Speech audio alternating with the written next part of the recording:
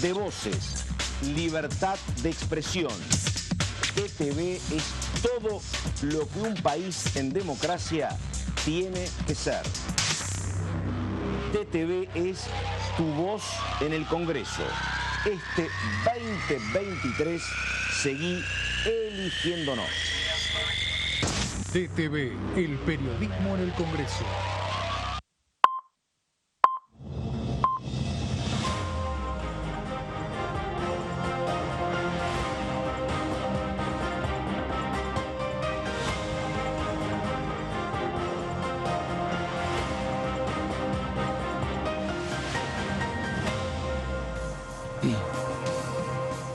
¿Cómo les va? Muy buenos días. Exactamente 10 de la mañana. Una mañana en términos climatológicos ideal. Vamos a estar enseguida con todos los datos.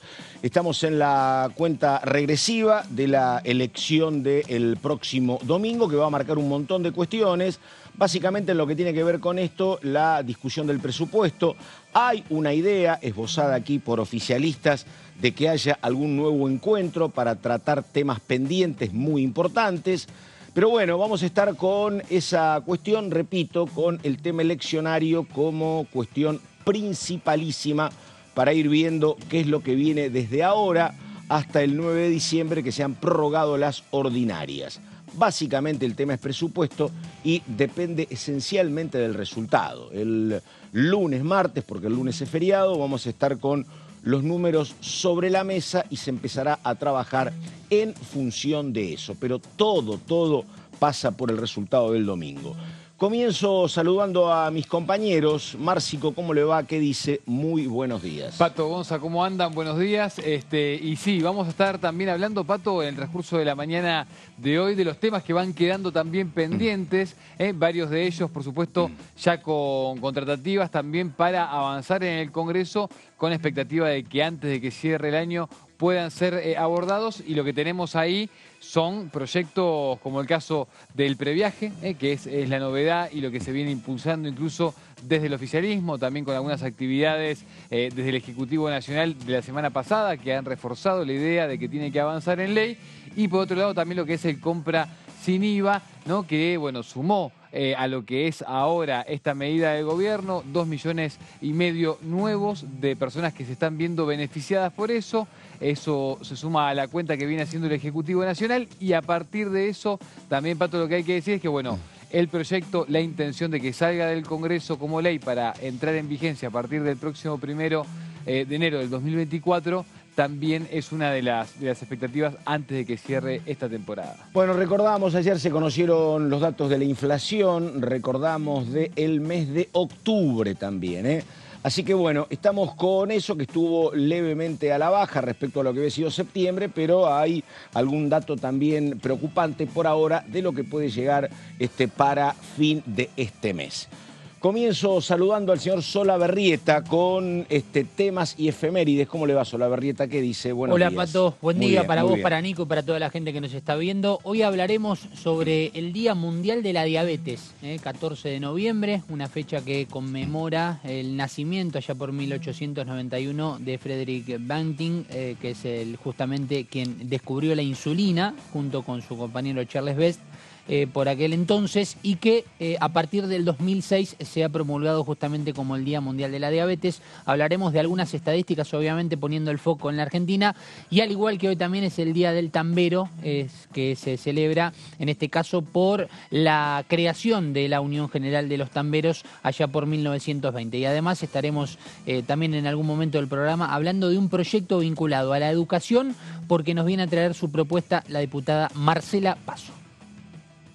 Perfecto. Bueno, lo siguiente, lo estaba escuchando con atención a Solabarrieta, porque los otros días Solabarrieta escuchaba, yo la información no la tenía, que un histórico del fútbol argentino y además técnico, del cual se había indicado, la verdad con preocupación, que tenía algún problema porque había renunciado de manera un poco intempestiva a Argentinos Juniors, estoy hablando de Gaby Milito, él hizo público que efectivamente padece de diabetes hace mucho tiempo, porque a partir de su salida, repito, muy rápida de Argentinos Juniors, se había indicado la posibilidad de que tuviese algún tipo de problema, algún tipo de salud preocupante. Lo que dijo Milito es, tengo diabetes, me estoy tratando hace mucho tiempo, pero de ahí no pasan, así que bueno.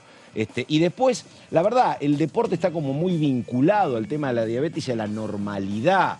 Acá conozco un gran colega periodista que se aplica insulina cuando hace falta, sí, hace su vida con normalidad. Hay otro histórico arquero de Banfield, como era Luchetti, que también jugó hasta los 40 años con diabetes. La verdad que es un tema como muy preocupante, pero me parece que también como en la medida de que estás controlado, no te inhabilita para nada. Sí. Vamos con enseguida lo que pasa con el tema de los descuentos a productos de la canasta familiar, descuentos del IVA. Enseguida está el señor Márcico hablando, pero antes el diputado Fernández que decía esto, por favor, a ver. Mañana vamos a tener anuncio en turismo ¿sí? En la provincia, que desconozco los términos, pero tiene que ver con el previaje, que ha sido una herramienta fundamental en el desarrollo de nuestra provincia. Y qué bien ha funcionado. Funciona perfectamente bien, con importante inversión en la provincia, porque se ha reactivado, se han reabierto los hoteles, han agrandado, eso tiene mano de obra muy especial y en esa continuidad ha tenido un movimiento económico muy, muy importante para la provincia de Misiones. Hemos visto que varía muchísimo entre el sur y nuestra región. En momentos estuvimos número 1 en turismo del país y después el sur. Volvemos a estar otra vez ahí en el intermedio. Si no somos primeros, somos segundos, y eso hace que el desarrollo y el movimiento de toda la provincia, porque el enfoque es Cataratas, pero si uno visita Posadas, la capital, o visita la ruta, cualquiera de las dos rutas, 12 o 14, el flujo de turismo es sumamente importante en la provincia de Misiones. Es una industria que deja buen rédito a la provincia. Sí, a la provincia y a la Argentina, porque más ahí decía cuando hacía este anuncio, no me acuerdo en qué escenario turístico era, pero lo hacía, dijo que era la cuarta industria en importancia, la del turismo, que también sabemos ha sido uno de los sectores más golpeados durante la pandemia, ¿no? De esto no lo hemos escuchado sobradamente, y que también moviliza otras industrias solidarias, ¿no? La cultura, la gastronómica. Todo va unido a todo eso. Quedó demostrado en el partido ahora, en el último partido de este gran equipo argentino de Boca, con la frontera, con la frontera de Brasil. Ha sido algo que realmente extraordinario en la cantidad de flujos de personas que ha pasado por todos los pasos fronterizos hacia Brasil, y eso demuestra de que todavía hay algo de recursos como para que nuestra gente se siga moviendo y aprovechando este previaje que es muy importante para la familia. Y ahora el testimonio de otro diputado, en este caso el cordobés Eduardo Fernández, que decía lo siguiente, a ver. Fundamentalmente fomentar el empleo, mi pyme, es un acto racional y de justicia. Cuando lo discutíamos en la comisión acá, digo, es un sector. Y dicen, ¿por qué estamos desarrollando sector por sector? Cuando discutimos la promoción de la industria del calzado, también. Nosotros lo que pretendemos es crear un sistema donde la segmentación de las políticas gubernamentales, es decir, la utilización de estos recursos, que son estos gastos tributarios también, porque resignada recaudación, tengan un objetivo, generar empleo, porque no te trae costo impositivo. Vos fíjate, previaje, que también queremos que se transforme en ley. Está demostrado, después de, vamos en el quinto, ¿no? Ya proyecto, quinto programa de previaje, se ha demostrado. De cada 100 pesos, el Estado recuperó 85. Y fíjate que las inscripciones y el aumento del empleo registrado, ¿dónde es? El sector comercio, turístico. Entonces te está demostrando que el Estado, cuando ofrece incentivos a ese sector pyme que decís vos, yo presenté un proyecto que también me parece que a esta altura, por el rol del Estado, elevaría el nivel del Congreso y que tendría mucha más tranquilidad para el pyme en general, no sectorial, sino como tamaño, que es una defensoría MIPYME, como existe en otros países de Europa y desarrollados. Entonces, tenemos mucho por hacer. El problema es que ahora estamos decidiendo en pocos días qué país queremos.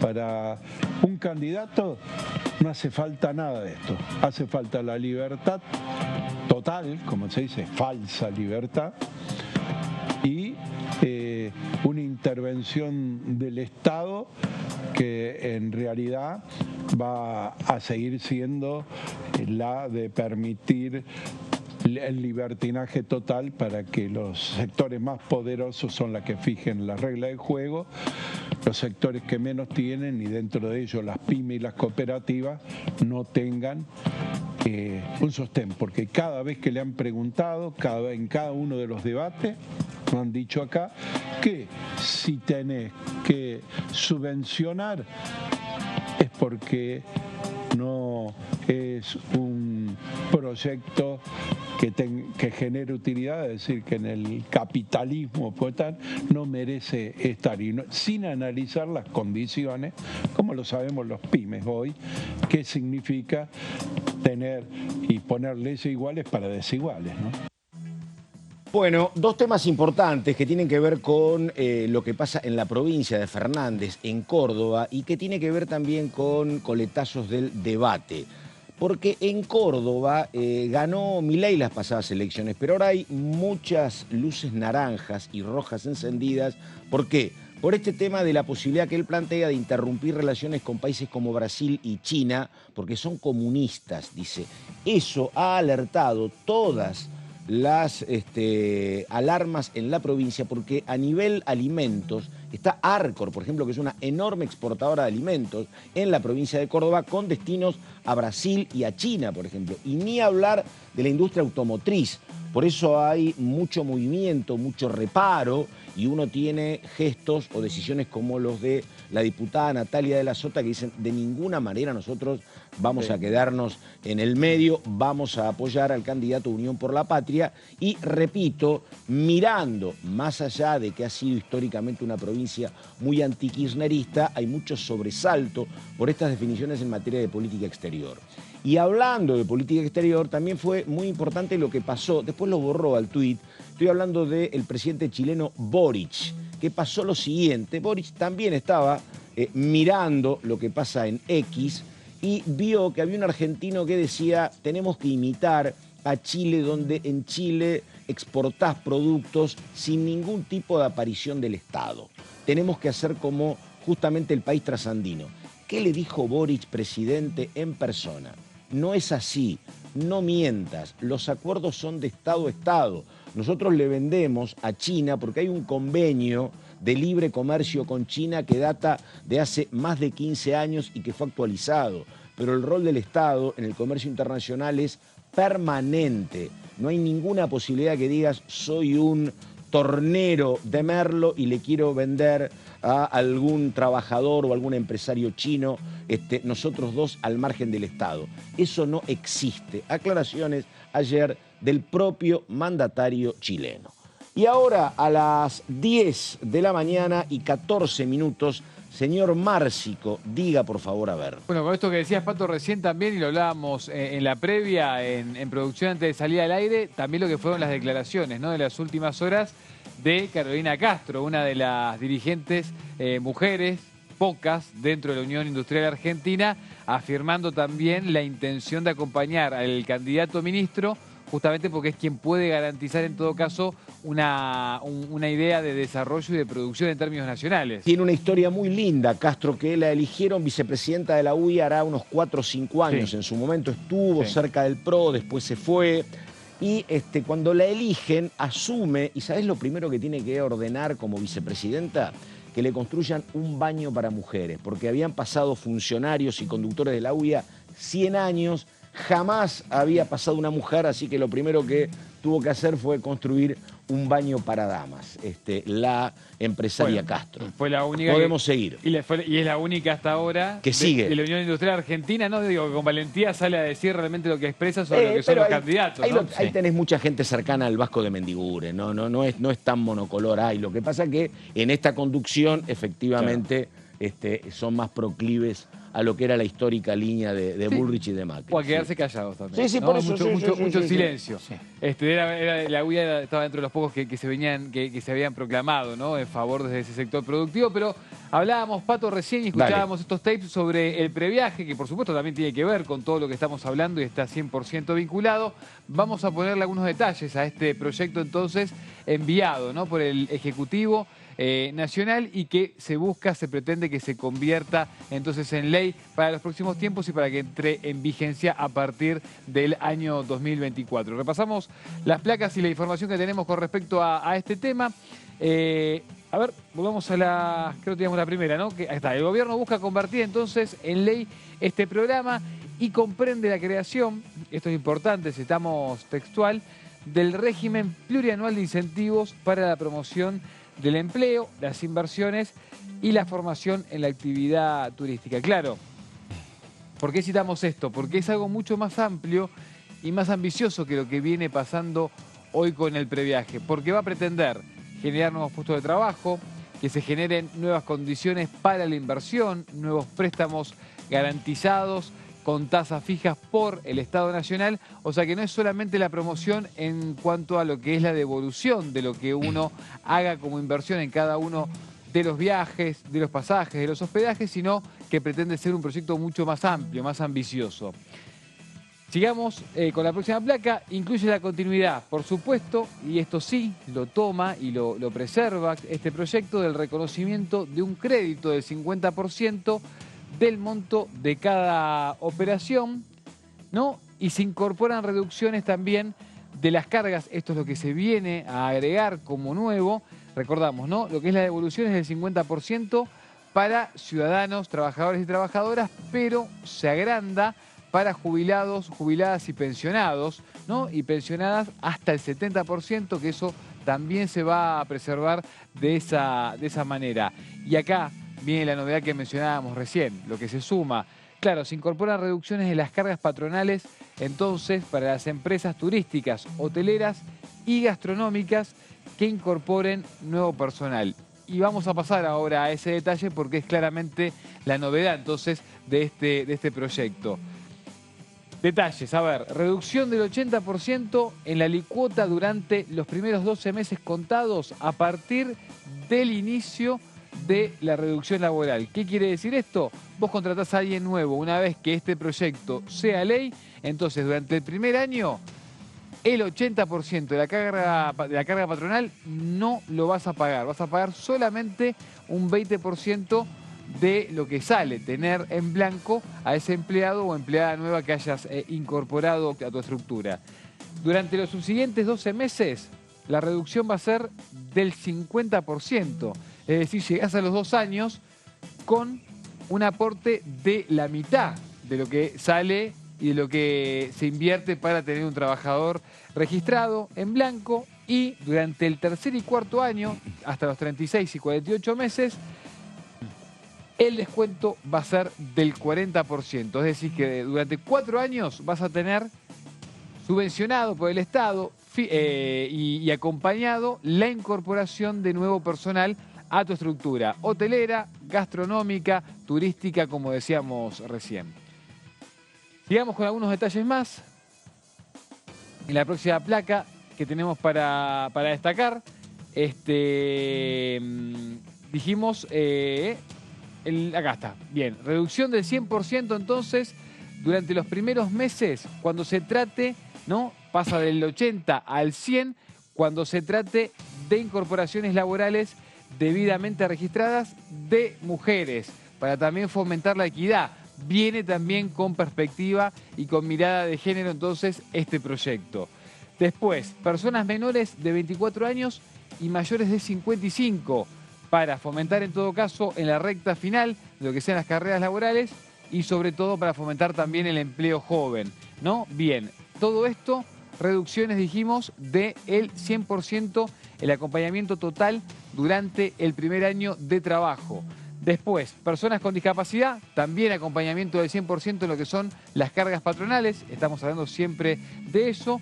Y después, personas que previo a su contratación hubieran sido beneficiarias de los programas sociales y de empleo. Y esto tiene que ver con otra de las cosas de las que viene hablando mucho el ministro candidato Sergio Massa, que es poder trasladar lo que son los planes a que se conviertan directamente en empleo registrado.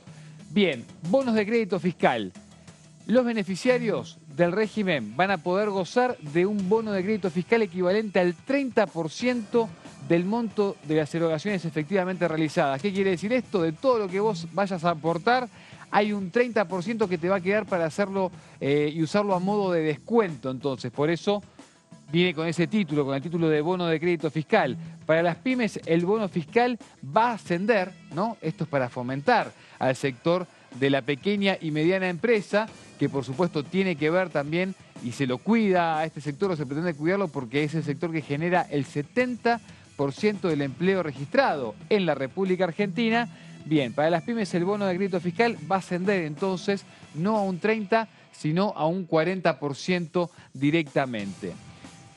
Algunos datos más que tenemos en la próxima placa. Seguimos hablando de este tema porque para las microempresas, estructuras pequeñas, el porcentaje entonces de este bono se va a incrementar al 50%. Y después, ¿para qué se va a utilizar? ¿Por qué estamos diciendo y hablando de un bono? Bien, se va a utilizar para la cancelación de los montos a abonar entonces de impuestos a las ganancias, impuesto al valor agregado e impuestos internos. ¿De qué estamos hablando? Un impuesto que te cobra la provincia por X producción, por X estructura, ¿no? Bueno, para todo eso se van a poder usar entonces estos bonos de crédito fiscal. Y después habrá líneas de créditos también, y esto es otra de las novedades que se suma, ¿no? Que mencionábamos al comienzo del bloque, que son con tasa, que se pretende que sea, mejor dicho, con tasa subsidiada para las empresas comprendidas en el sector. Bien, ese es otro entonces de los datos también que aporta y que se suma a este proyecto. Estamos hablando del proyecto Previaje, que viene a generar todo un contexto amplio de acompañamiento entonces. Sigamos detallando, porque tenemos una última placa que tiene que ver con las cifras que dejaron el último fin de semana largo, y también con un sector que se entusiasmó mucho con este proyecto. Y no solamente con esto, sino también con cómo funcionaron los 5 previajes que del Estado Nacional se efectuaron y se incorporaron hasta acá. Estamos hablando de la CAME, la Confederación Argentina de la Mediana Empresa, que lanzó un informe hace algunas semanas en el que reveló que durante el último fin de semana largo hubo 1,5 millones de turistas circulando por todo el territorio nacional, incluso haciéndolo no en los grandes centros turísticos, sino en los centros alternativos, que es otra de las propuestas que también vino a fomentar el previaje. Y lo que se gastó durante ese fin de semana fueron 111.000 millones de pesos. Todo eso, economía y dinero que viene a fomentar también lo que son y lo que fueron las economías regionales durante ese fin de semana, por supuesto, y todo esto subió un 8.3%, contemplando inflación, contemplando todo, en relación a lo que había pasado con ese mismo fin de semana el año anterior. Frente al mismo fin de semana del año pasado viajó un 15% más de turistas, y esto la CAME lo usó como cifra para demostrar entonces cómo funcionó efectivamente esta política de Estado, que ahora se pretende que se convierta en ley para que entre en vigencia y empiece a funcionar, si se llega a tiempo y si todo sale bien, a partir del 1 de enero del 2024, Pato. Perdón, Perfecto, Pato, dale. Sí, decía, esto tiene 2 coincidencias, ¿no? Este proyecto. Fíjate vos que es muy ambicioso. En principio, pretende hacer algo parecido a lo que está sucediendo con el Compre sin IVA, que se generó un proyecto superador al actual, al que está vigente, tiene alguna coincidencia. Y se me vino a la cabeza también lo que hablabas del bono, del crédito fiscal. Esto tiene una coincidencia también con un proyecto muy importante en su momento y que generó mucha expectativa, sobre todo en el rubro de la producción, sobre la promoción y el desarrollo de la producción orgánica. porque uno de los grandes beneficios era justamente tener ese beneficio fiscal para poder pagar todas las cargas patronales y también todo lo que tenía que ver con el impuesto a las ganancias. Perfecto, caballero. Y les recuerdo, yo creo que acá lo que se viene es el resultado del próximo domingo y me parece que después va a haber mucho énfasis básicamente en el tema presupuesto, porque si no es muy complicado. Lo explicaba acá Germán Martínez, lo explicaba la propia oposición. Es demasiado trabajoso, muy engorroso tener que moverte con un presupuesto que no está aprobado. Así que me parece que va a estar básicamente todo puesto en ese tema como cuestión principal.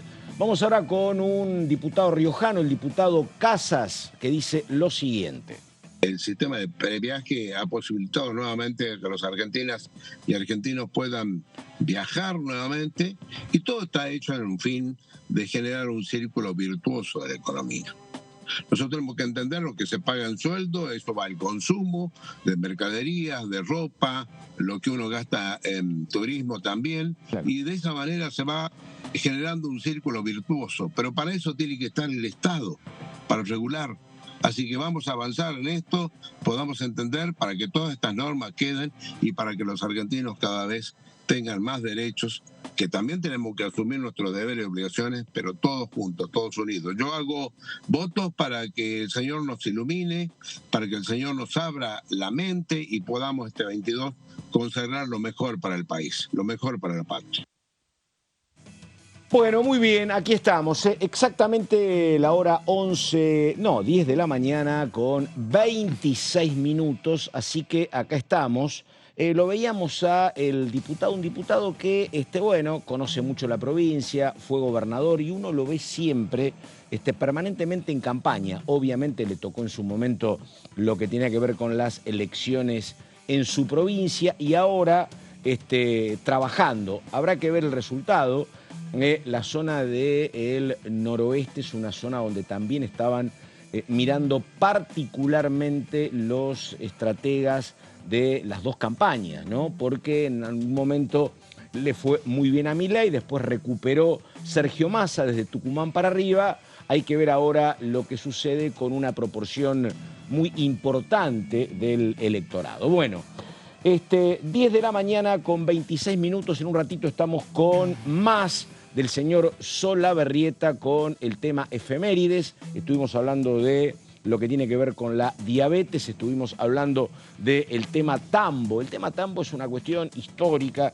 Yo pertenezco a una cuenca lechera, la de Santa Fe y Córdoba, y la verdad que el reclamo y la demanda del productor tambero es un reclamo permanente desde hace por lo menos 30 años, ¿no?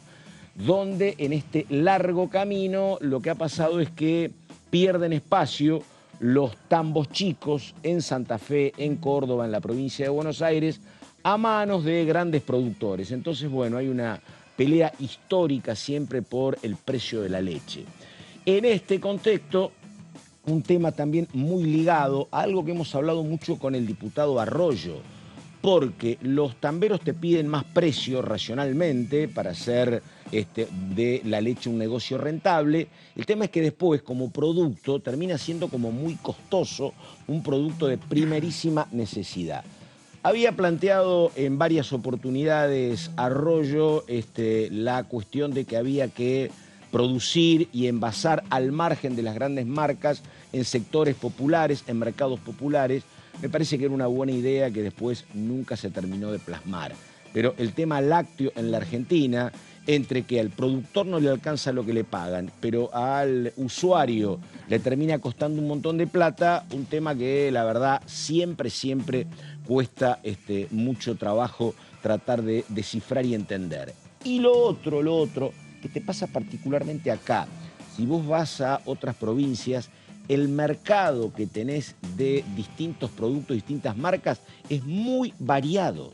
Vos te vas a algún lugar de la provincia de Buenos Aires o te vas a la cuenca lechera de Santa Fe y Córdoba y tenés 8, 9, 10 marcas que son mucho menos conocidas en la capital, pero que son muy competitivas en materia de precio. Acá, la verdad, tenés en lo que es AMBA, casi que no te movés entre la primera y la segunda marca de un solo productor, que son los que fijan los precios, así que es otra parte del problema.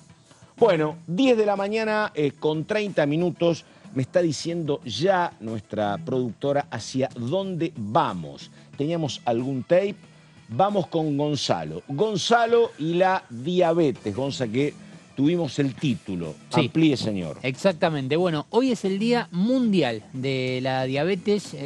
A ver, esto es a partir del 2006, cuando la Organización Mundial de la Salud decide poner esta fecha porque fue justamente el nacimiento, un 14 de noviembre de 1891, del científico canadiense Frederick Banting, quien junto con Charles Best, allá por 1921, descubren la insulina, algo que es fundamental en el control y el tratamiento para aquellas personas a quienes les han detectado justamente alguna de las variables de la diabetes. Hay números muy importantes referidos a lo que tiene que ver con la prevalencia y sobre todo enfocada en los hombres. Los porcentajes de los estudios que se han realizado en algunas estadísticas dan un porcentaje de un 5 o 6% de aumento, por ejemplo, de lo que fue del 2000 al 2016 en algunas estadísticas que se realizaron. Es decir, que la prevalencia fue mucho mayor en los hombres, lógicamente, que viven en la República Argentina. Hay que tener en cuenta que aquí en la Cámara de Diputados hay muchísimos proyectos. Me puse a buscar, por ejemplo, a fecha del 14 de noviembre del 2021, para que hablemos de los proyectos que aún tienen estado parlamentario.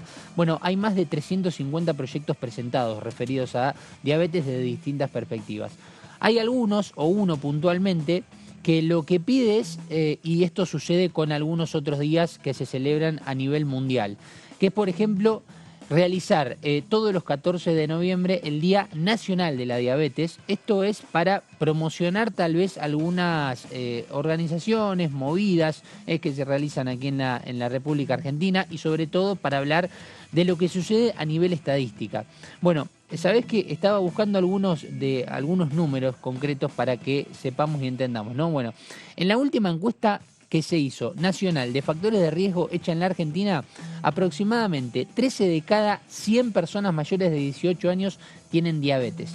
Hablamos de un porcentaje bastante alto. Impresionante, Gonzalo. Sí. Es muy grande, Gonzalo. Sí. Es muy grande. O sea, estás hablando del 13% de la población. De la población. Estamos hablando... mayor de 18. Mayor de 18, ¿no? Sí. Claro. ¿En el mundo? No, en la Argentina. En la Argentina. Esta es la encuesta nacional de factores de riesgo. Perfecto. Que se realizó en la Argentina. Hablamos de 13 personas de cada 100 en la Argentina que tienen diabetes. Pero también hay otra estadística muy interesante que se hizo y que lógicamente esto aclaramos. Se necesita de una actualización respecto a los números, a las estadísticas que tenemos, porque siempre pasa que cuando uno habla de algún tema va a buscar la estadística oficial, o a nivel nacional o a nivel mundial. Claro. Y muchas veces nos encontramos que la pandemia trabó, por así decir, el ejercicio de poder tener una estadística eficiente, y esto no sé si lo trabó, sino que más bien lo retrasó un poco, y seguramente se va a empezar a trabajar mucho más en este tipo de estadísticas, sobre todo a nivel nacional. Pero estaba buscando la última oficial, digamos, básicamente. Se estima que una de cada 10 argentinos de 18 años o más tienen diabetes. Y además también el número más importante, dentro de que uno de cada 10 justamente padecen de diabetes, hay 4 de cada 10 que no conocen justamente que su organismo no lo saben. Mirá. Exactamente. No saben que tienen diabetes. Y esto lógicamente lo que hace es promocionar, impulsar, dar el empuje a esta estadística, más allá de lo que nosotros podemos llegar a mencionar, de los controles, sobre todas las cosas, porque con control, lógicamente que esto puede superarse y se puede saber con mucho más tiempo para su tratamiento. Incluso, claro, eso pasa dos cosas. O sea, una que es cuando vos te haces el control y en todo caso algo se empieza a desfasar en términos de glucosa, sí, en términos de que estén balanceados los datos, ¿no? En el organismo. ¿Vos qué podés hacer? Atajarlo a tiempo antes de llegar a tener cualquier enfermedad. Claro. Porque podés modificar hábitos, podés modificar conductas, hábitos alimenticios, etcétera, etcétera. Sí. Y en el caso de que haya algo genético que lo complique, la podés agarrar a tiempo porque hay diferentes tipos de diabetes. También es otro punto Sí, a es tener otro en cuenta. punto importante. No es que hay solo una y que es la más complicada. Hay varios procesos. Bueno, es como pasa el paralelismo también con los cánceres, ¿no? Cuando hay cáncer que cuando se agarran a tiempo, se pueden abordar, se pueden tratar y en todo caso puede salvarse la vida también. Sí, y es como también decía Pato, hoy hablamos de controles que permiten subsistir justamente con controles, con medicación y obviamente que va emparentado con otras cuestiones, ¿no? Como el hecho de no consumir tabaco, el hecho de hacer ejercicio físico, son algunos de los factores que, por ejemplo, hacen que pueda el ser humano que padece diabetes poder subsistir con esto, como ponía hoy Pato el ejemplo de varios futbolistas que realizan actividad física inclusive, ¿no? Profesional. Perfecto, caballero. Vamos ahora a un tema central, efectivamente, que es lo que está planteando el oficialismo cuando se discute el presupuesto. Un presupuesto donde siempre falta plata. Por ejemplo, se está debatiendo por un lado el incremento de lo que es el presupuesto para educación. Bueno, pero si vos le das más plata a educación, a algún lado tenés que sacar la plata, habrá que ver de dónde es. Eso todavía no está resuelto. Y el otro camino es recaudar más. Bueno, vos podrías recaudar más si estableces o haces algo con regímenes impositivos que son notoriamente beneficiosos para aquellos sectores, si querés corporativos, que se benefician con estas cuestiones que datan de prerrogativas y mejoras de 30, 40, 50 años. Ejemplo, bueno, ¿por qué no pagan ganancias todos los magistrados? Pagan un poquito, pagan los que han sido designados a partir del año 2017, pero estamos en 0,3, 0,4 de lo que sería un punto del PBI si todos pagaran. Es siempre un camino difícil porque lo vota el Senado y después, otra vez me sale la palabra corporativo, pero es casualidad, la Corte Suprema te dice que no, así que habrá que ver. Pero tenés otros números que, por ejemplo, tienen que ver con lo que es un tema muy interesante para discutirlo, el régimen para la promoción industrial de Tierra del Fuego, donde hay dos grandes beneficiados, donde algunos te dicen, la coalición cívica, que básicamente en lugar de beneficiarse los trabajadores se benefician los empresarios, pero también hay que entender la cuestión geoestratégica y el lugar que ocupa Tierra del Fuego y que tenés que tener un territorio ocupado, con gente trabajando, no puedes tener un islote abandonado. Bueno, el régimen promocional ha servido para la existencia de industrias particulares durante 30 o 40 años. ¿Qué haces con eso? Bueno, la idea, por lo que yo he escuchado de la separata, es ir introduciendo modificaciones no a por sí o por no, blanco o negro, sino ir bajando progresivamente algunas ventajas impositivas. Y de esa manera, lo que te dice el oficialismo es que hay un montón de plata dando vuelto, 4 o 5 puntos del PBI, que podrían fortalecer lo que tiene que ver con los recursos que el Estado ingresa, con la captación de impuestos. Si tenés más recursos, tenés más para, por ejemplo, invertir en educación, que era una demanda muy puntual, o en salud. Bueno, de la separata, y después hay más datos con Márcico, preparamos este informe que empieza de esta manera. A ver. Vamos a dar comienzo a esta reunión de carácter informativo de la Comisión de Presupuesto y Hacienda que hemos convocado para el día de la fecha a efectos de comenzar a analizar, en este caso, los contenidos de lo que se ha denominado la separata, que en oportunidad de la elevación del proyecto de presupuesto enviado por el Poder Ejecutivo para su consideración, se adjuntó a los fines de que este cuerpo pudiera considerar la viabilidad de utilizar algunos de aquellos recursos incluidos en la separata con el objetivo, reiterado incluso estos días por el ministro de Economía, de mejorar el resultado fiscal previsto en el proyecto de presupuesto, que como todos ustedes saben está previsto con un déficit de 0,9 del PBI y con el objetivo de apuntar a un presupuesto que dé un superávit del 1% del PBI.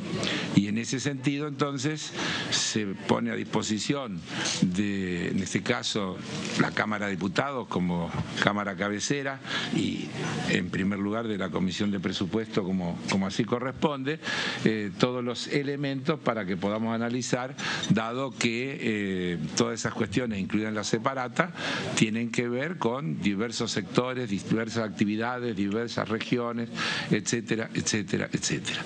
Esta separata, decía, forma parte del mensaje que acompaña al proyecto de ley de presupuesto para el año 2024, que fuera remitido oportunamente para análisis de este honorable Congreso.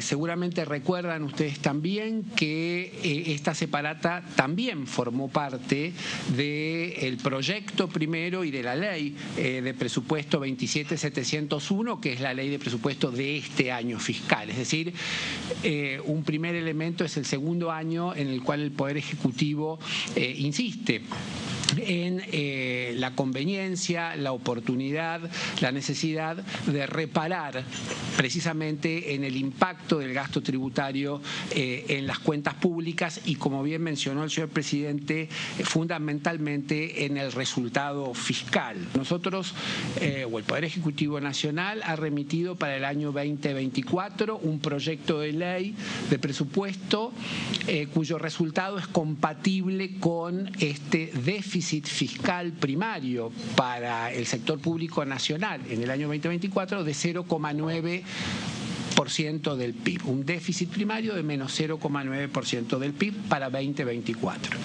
Es importante remarcar que cuando hablamos de gastos tributarios hablamos de una pérdida de recaudación, se resignan recursos fiscales, se transfieren recursos públicos hacia políticas públicas definidas. Es importante dejar claro este concepto de que todo gasto tributario tiene que estar ligado, básicamente fundamentado a una política pública. Dicho esto, podemos clasificarlos, como bien decía también el secretario de Hacienda, en dos grandes partes. Aquellos que están contenidos en la ley del gravamen, en este caso puede ser impuesto a las ganancias, impuesto al valor agregado, ya veremos también algunos impuestos menos renombrados, pero que también habría que revisar y que tienen que ver con impuestos internos, por ejemplo. Y otros contenidos en regímenes promocionales, ¿sí? Pero en ambos casos, tanto aquellos contenidos en la ley específica del gravamen o aquellos contenidos en regímenes promocionales siempre tienen una característica en común: su fundamento en una política pública. Como nosotros sabemos, todos sabemos, las políticas públicas van cambiando. ¿Pero por qué? Porque las necesidades van cambiando. Principalmente en muchos momentos, usted, presidente, se encargó muchas veces de hablar de la importancia que tiene el superávit fiscal. Creo que lo hizo en la última intervención cuando tratamos el tema IVA, si no me equivoco también, ¿no? Y que para nosotros es una columna que nos gustaría claramente recuperar, la del superávit fiscal, la del superávit comercial. Creo que estamos haciendo mucho en ese sentido. A veces sí se piensa solamente el superávit fiscal como una cuestión de recorte de gastos. Y acá nos están haciendo una propuesta de ver cómo podemos contribuir a un mayor equilibrio del resultado fiscal de las cuentas públicas en la Argentina por el lado contrario, que es por cómo le elevamos el nivel de ingresos. Y creo que esa propuesta que nos están haciendo es más que importante. Segundo, también valorar la decisión política de visibilizar este tema. Acá hay varios que antes de ser diputados hemos sido asesores en el Congreso y que al menos yo de los 17, 18 presupuestos que me ha tocado analizar en distintos momentos, esto de sacar la cuestión de los gastos tributarios y de otros beneficios impositivos de el cuerpo tradicional que tenían, el lugar que tenían dentro de los fundamentos de la ley de presupuesto, dentro del mensaje, y ponerlo en el formato separata, me parece muy valioso. Porque sinceramente pasaba de largo este debate. ¿Cómo hacemos para el 40% de aquellos que no pagan tributo tributen? Y en vez de pensar en una separata, empezar a ver cómo hacemos más equitativo nuestro sistema tributario para que la Argentina recaude más y que sea producto de ensanchar la base de recaudación. Eso no lo discutimos nunca. Entonces, digo, me parece bien esta reunión informativa, pero si queremos trabajar en serio en el presupuesto, más allá que yo comparto, o creo, estoy convencido, que el presupuesto se analiza de manera integral. Primero también defino la política pública en función del gasto público y me definiciones como política pública del gasto y después veo los recursos para ver cómo financio. Y a partir de ahí genero un equilibrio con un criterio equitativo y solidario, cómo financio las políticas públicas que quiero definir en la ejecución del gasto. Ahora, claramente, si queremos hablar de política, hablemos, pero claramente la solución no pasa porque nosotros nos tiren la pelota para este lado y decir, definen ustedes. No, primero definen ustedes la política pública y nosotros veremos si acompañamos o no. Bueno, perfecto. Ahí estaba el diputado cordobés planteando este debate que, repito, me parece que se va a reanudar de inmediato, ni bien tengamos el resultado del domingo. Recordamos que esto es un tema que está instalado, el postergar el debate presupuestario, fue consecuencia de me parece a mí, un acuerdo razonable del oficialismo y la oposición de discutir el presupuesto con el ganador puesto, si no iba a ser un poco complicado. Bueno, tenemos más sobre testimonios sobre la separata.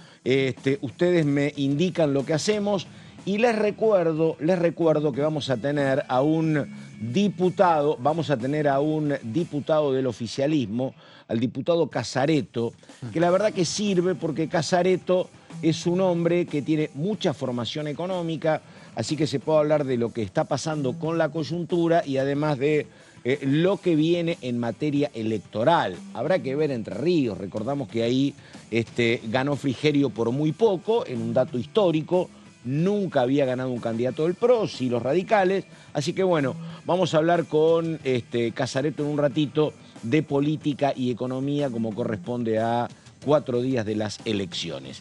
¿Qué estaba mirando, Marci Codiga? Estábamos, Pato, retomando el tema de la separata, que es uno de los temas claves, que dentro de los proyectos también que tiene, y esto es importante mencionarlo, lo que se está buscando es reducir lo que son los gastos fiscales en la República Argentina. De eso se habló mucho, lo explicó también el titular de la Comisión de Presupuesto, Carlos Heller, y la idea, claro, es bajar por debajo, ¿no? Valga la redundancia, claro, de un punto lo que es el gasto fiscal del Estado Nacional, ¿no? Llevarlo a un 0,9%.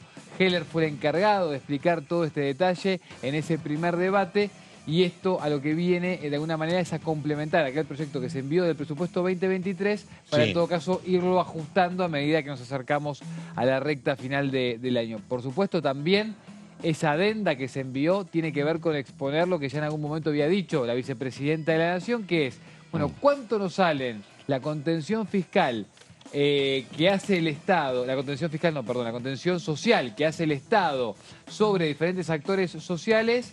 ¿Y cuánto nos sale muchas veces las atribuciones que le damos o las ventajas impositivas que le damos a los sectores productivos, a los empresarios, etcétera, etcétera? Lo que pasa que ahora lo que viene es que hay una cuestión muy complicada en materia de números y de quórum, porque recordamos que por supuesto que es clave quién va a ser el titular del Ejecutivo, pero la Cámara de Diputados ya está conformada, ya este es el resultado. Claro. Y acá hay varios elementos. Ya fue esta una Cámara muy complicada para funcionar porque ninguno tenía mayoría. No había, a mi juicio, demasiada voluntad de acordar entre las partes. A veces era esa política testimonial de yo quiero esto, si no te gusta no lo saco. Creo que hubo un cambio importante en el oficialismo en el último año, donde se buscaron acuerdos, por ejemplo, con lo que es Evolución Radical. Vos querés universidades, yo también, vamos a buscar, vamos a trabajar. También se buscaban proyectos que sean menos conflictivos, pero ahora lo que viene es también muy trabajoso porque hay un escenario nuevo. Digo, hay un bloque muy importante de La Libertad Avanza que antes no estaba. Este tercer bloque no existió nunca en la historia del Parlamento, nunca. Siempre era peronistas y radicales, después era peronistas y Juntos por el Cambio, o Cambiemos, siempre eran dos. Y un grupito de lo que son los partidos provinciales. Ahora hay un bloque muy importante que la verdad tampoco sabemos ese bloque. Primero, si va a estar todo homogéneo detrás de su conducción, me parece que por ahora sí. ¿Cuántos van a quedar, Pato? Claro. Si pierde Milei... No, ese bloque para mí no se mantiene en 35 diputados. No, yo lo que estoy mirando, ¿sabés qué? Es lo que va a pasar con Juntos por el Cambio. Ahí me parece. Acaba de decir, por ejemplo, Pablo Abeluto, que fue el ex ministro de Cultura de Mauricio Macri, acaba de decir hoy que a su juicio el PRO está partido y que el PRO está en vías de extinción. Esa es la cuestión que me parece que no está claro qué es lo que va a pasar, porque vos hoy tenés tres grandes grupos, un peronismo o un oficialismo cerca de los 100, ahí andás, un Juntos por el Cambio que habrá que ver cómo sigue, pero también oscilando los 90 y pico, hay muy poca diferencia entre uno y otro, porque los dos perdieron diputados, perdieron a manos de La Libertad Avanza, que está en los 40 y pico. Así que cómo va a funcionar eso, me parece que es todavía una enorme incógnita. La verdad que no sé y dependerá del ganador, obviamente. Si gana el oficialismo, será un alineamiento. Si gana La Libertad Avanza, será otro, pero es difícil predecirlo ahora. Venimos de declaraciones fuertes de Patricia Bullrich diciendo que Juntos por el Cambio está roto, que ya no es más ese cambio que se buscaba. Venimos también de lo que dejó el debate el fin de semana, la explicación de por qué no estaban los dirigentes del PRO invitados justamente para ese debate. Y al mismo tiempo, y a colación de esto de lo que será la conformación de la Cámara, tendremos la oportunidad de hablar con un Marcelo Casareto, que impulsó un proyecto muy importante referido a toda la cadena de valor sobre el calzado, que es un programa más que se suma y es parte de esta separata, de la renovación de distintos programas, que si nos ponemos a pensar, hablamos como por ejemplo la promoción para Tierra del Fuego o para otros rubros básicamente del país, y que deben tener una renovación porque entienden que dichos programas ya hicieron su parte, cumplieron su función, aportaron para estos rubros, para su crecimiento, y de alguna manera tienen que venir otros nuevos, y en este caso uno de ellos es la cadena de el calzado y toda su cadena de valor. Sí, también hay otra cuestión que es muy contundente. Me tocó a mí estar el día domingo en el debate y el sábado hablé con un economista que no tiene nada de oficialista. Pero todos te dicen lo mismo, que los primeros meses van a ser y es cuando se va a estar discutiendo el presupuesto, van a ser muy complicados, muy difíciles. Después llegará un alivio natural porque va a haber buenas cosechas, porque se modifica la ecuación energética, pero vamos a estar discutiendo la separata y el presupuesto en el marco de no quiero decir tempestades, pero tenés un montón de temas que no están siendo resueltos hasta acá, que tienen que empezar a ser saldados de alguna manera porque te va a pedir eso tu condición de nuevo mandatario. Tiene que ver básicamente con el dólar, básicamente con el cepo, tiene que ver con la inflación, tiene que ver con la deuda cuasi fiscal. Hay un montón de cuestiones a las cuales tenés que estar muy atentos. Digo, no era poco lo que estaba planteando Gerardo Morales, que decía, cuidado que si gana Milei vamos a tener graves problemas para pagar los sueldos por el tema de la coparticipación. Sí.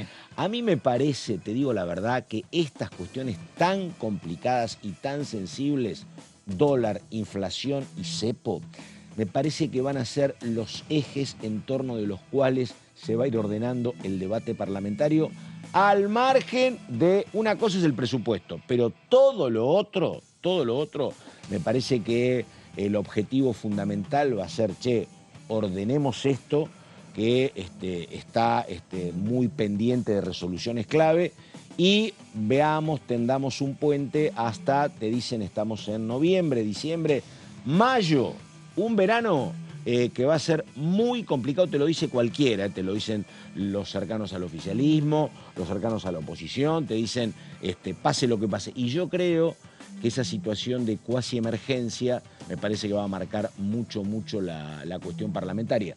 Me parece, pero bueno. Nada, faltan apenas segundos para las 11 menos 5. Nos preparamos para hablar con Marcelo Casareto, estamos con Gonzalo Solabarrieta, estamos con Nico Márcico. La pausa y ya seguimos, por favor.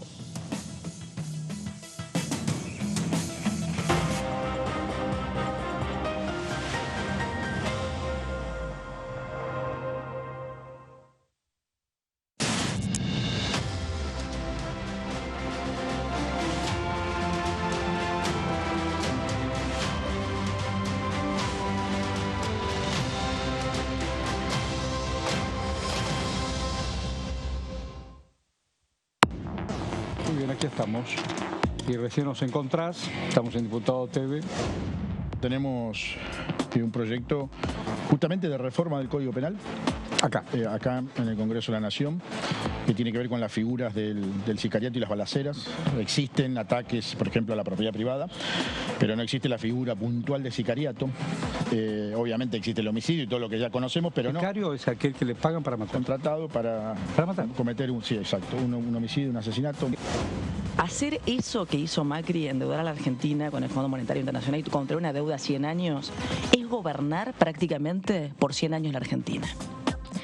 Esa es la eficiencia de esas medidas, porque quien toma una medida así no está desprovisto de que esa medida tiene esa capacidad de ser perenne durante 100 años y condicionar otras decisiones de Argentina. DTV, primera edición, de lunes a viernes.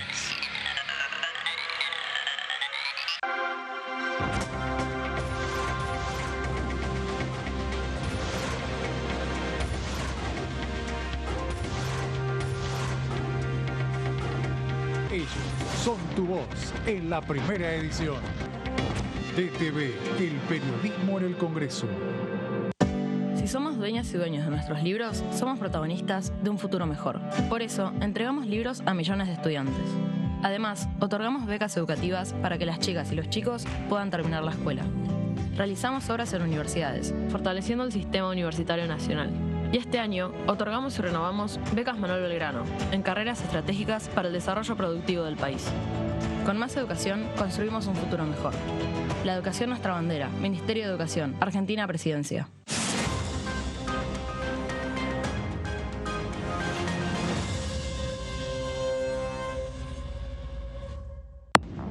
¿Cómo les va? Bienvenidos.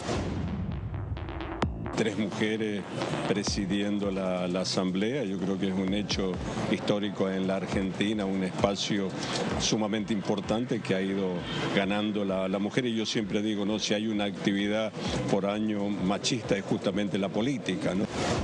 Militar, caminar, recorrer, ir casa por casa. Yo creo realmente que la remontada de la PASO a la general se explica por varias cosas, pero una muy importante, hubo mucha caminata, calle, conversar, ir, venir, contar. Es eso, la recomendación es militar, caminar, recorrer, ir casa por casa. DTV, segunda edición, de lunes a viernes.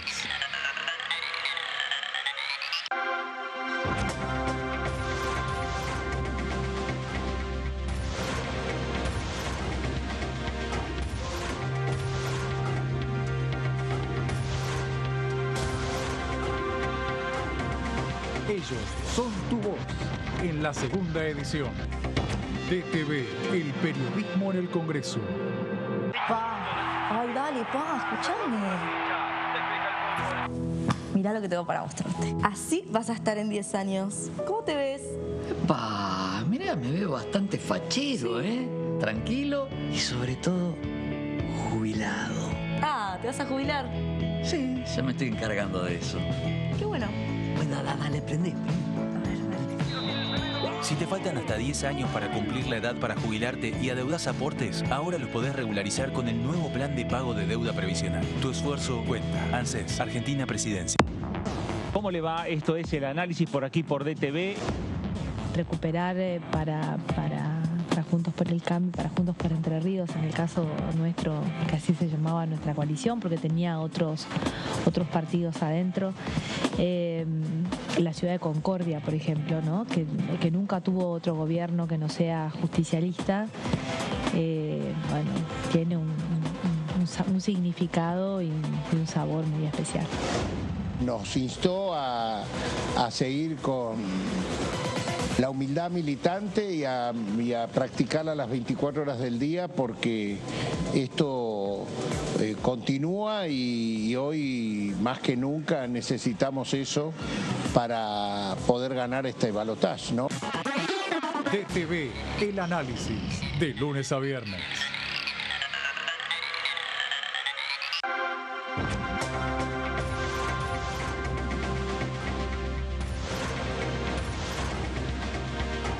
Ellos son tu voz. En DTV, el resumen. DTV, el periodismo en el Congreso.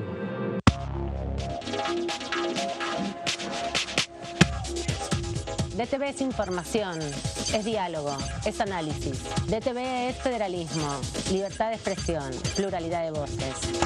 DTV es todo lo que un país en democracia tiene que ser. DTV es tu voz en el Congreso. Este 2023, seguí eligiéndonos.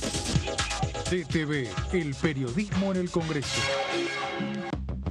Lanzamos líneas de crédito para trabajadores de hasta 400.000 pesos a devolver en 24, 36 o 48 cuotas.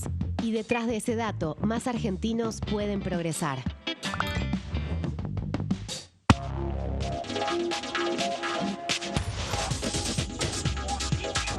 Mundo Villa, martes 23 horas.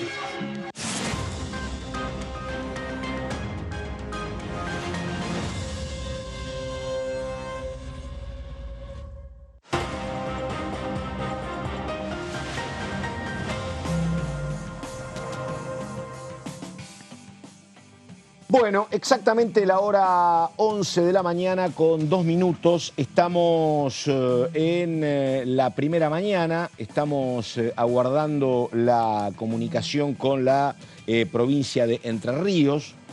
Un casareto que en industria se manejó siempre en buen tándem con Carlos Heller, que es el titular de Presupuesto y Hacienda. Una de las cuestiones que lamentablemente se murió en este año parlamentario y que parecía que iba a haber consenso era agrobioindustria. En agrobioindustria, un tema que lo hablamos varias veces justamente con Marcelo Casareto, parecía que iba a haber algún tipo de acuerdo con Burjaile, eso no terminó pasando nunca. Y agrobioindustria, que en su momento uno creía que era como un puente de plata del gobierno de Alberto Fernández para con parte de los productores agropecuarios. Bueno, eso no terminó funcionando. Será porque, como me dijo en su momento un diputado del PRO, dice, mirá, agrobioindustria sirve. Acá acuérdense que lo vino a presentar Julián Domínguez cuando era ministro de Asuntos Agrarios, después vinieron otros, nunca terminó de avanzar. Me parece a mí que había una cuestión central, que era la que planteaba en su momento básicamente un diputado del PRO que decía, mirá, los que tenemos que levantar la mano somos nosotros para que tengan número. Somos los productores agropecuarios que estamos dentro de Juntos por el Cambio, un grupo de 12, 15. Y ¿sabés qué? Nosotros representamos al productor, al chacarero. Palabra de un diputado del PRO, de la provincia. Nosotros representamos al que tiene 300, 400, 500 hectáreas. Y el proyecto de agrobioindustria para ellos no tiene básicamente grandes novedades. El proyecto de agrobioindustria es básicamente para, por ejemplo, productores de aceite, entre otras cuestiones, para el sector más industrial vinculado al campo y no específicamente con el chacarero. Para nosotros, en nombre de los chacareros, la gran cuestión tiene que ver con que bajen retenciones. Nosotros, esa es nuestra bandera principal desde hace mucho tiempo, y mientras no haya baja de retenciones explícita para la soja, nosotros no vamos a acompañar esto. Lo dijo con sinceridad hace mucho tiempo. Me parece el decurso de la historia que por ahí pasaba la cuestión. Después hubo intenciones del oficialismo de bajar retenciones para otro tipo de productos, eliminarlas, no para la producción tradicional, pero básicamente lo que pedían era eso en función de la soja y no terminó pasando. Pero bueno, tal vez le preguntamos a Casareto lo que pasó con este proyecto de agrobioindustria muy vinculado a una provincia excepcionalmente productora de estas cuestiones como soja, trigo y maíz, como es, y también muy productora de carne, como es Entre Ríos. Bueno, la hora 11 de la mañana con 5 minutos. Márcico, le pregunto una cuestión. Ya dijimos que no va a haber sesión esta semana, es imposible. Después del 20, ¿qué cree que puede conseguir Germán Martínez remando ahí? Yo creo que tenemos que dar por olvidada una sesión la semana que viene también, Pato. Me parece que esta semana y semana próxima nada. Hay mucha expectativa en todo caso con lo que pueda, o con mejor dicho, cómo pueda arrancar la próxima semana después de lo que sea el resultado electoral del domingo. Creemos que en todo caso, si gana el oficialismo, lo que sí se puede dar la semana que viene es algún trabajo rápido de comisión para empezar a apurar lo que es presupuesto, Pato y demás. Hay que ver ahí cómo traba, en todo caso, porque se viene denunciando y alertando mucho desde algunos lugares del oficialismo incluso lo que es el preparado de contexto ante una denuncia de fraude en el caso de perder la Libertad Avanza, así que me parece que hay mucha expectativa con respecto a eso. Creo que si gana el oficialismo va a querer apurar, el tema es que lo pueda hacer a partir de cómo pueda repercutir en el Congreso cualquier acción antidemocrática, si se quiere, del espacio de Javier Milei. Y si el que gana es Javier Milei, ahí ya entramos en otra sintonía, porque entramos en una sintonía de reacomodo, incluso del debate interno. Sí, claro. Y del rol y de los acuerdos de los diputados. O sea que me parece que hasta diciembre, hasta la primera semana de diciembre, olvídate de cualquier tipo de debate. Bueno, un tema importante, porque ahora vamos a hablar con quien tiene casi todas las respuestas. En materia económica, política, es como un vidente de lo que viene, así que vamos a tener un panorama claro. Presentación, y hablamos con Marcelo Casareto. Por favor, a ver.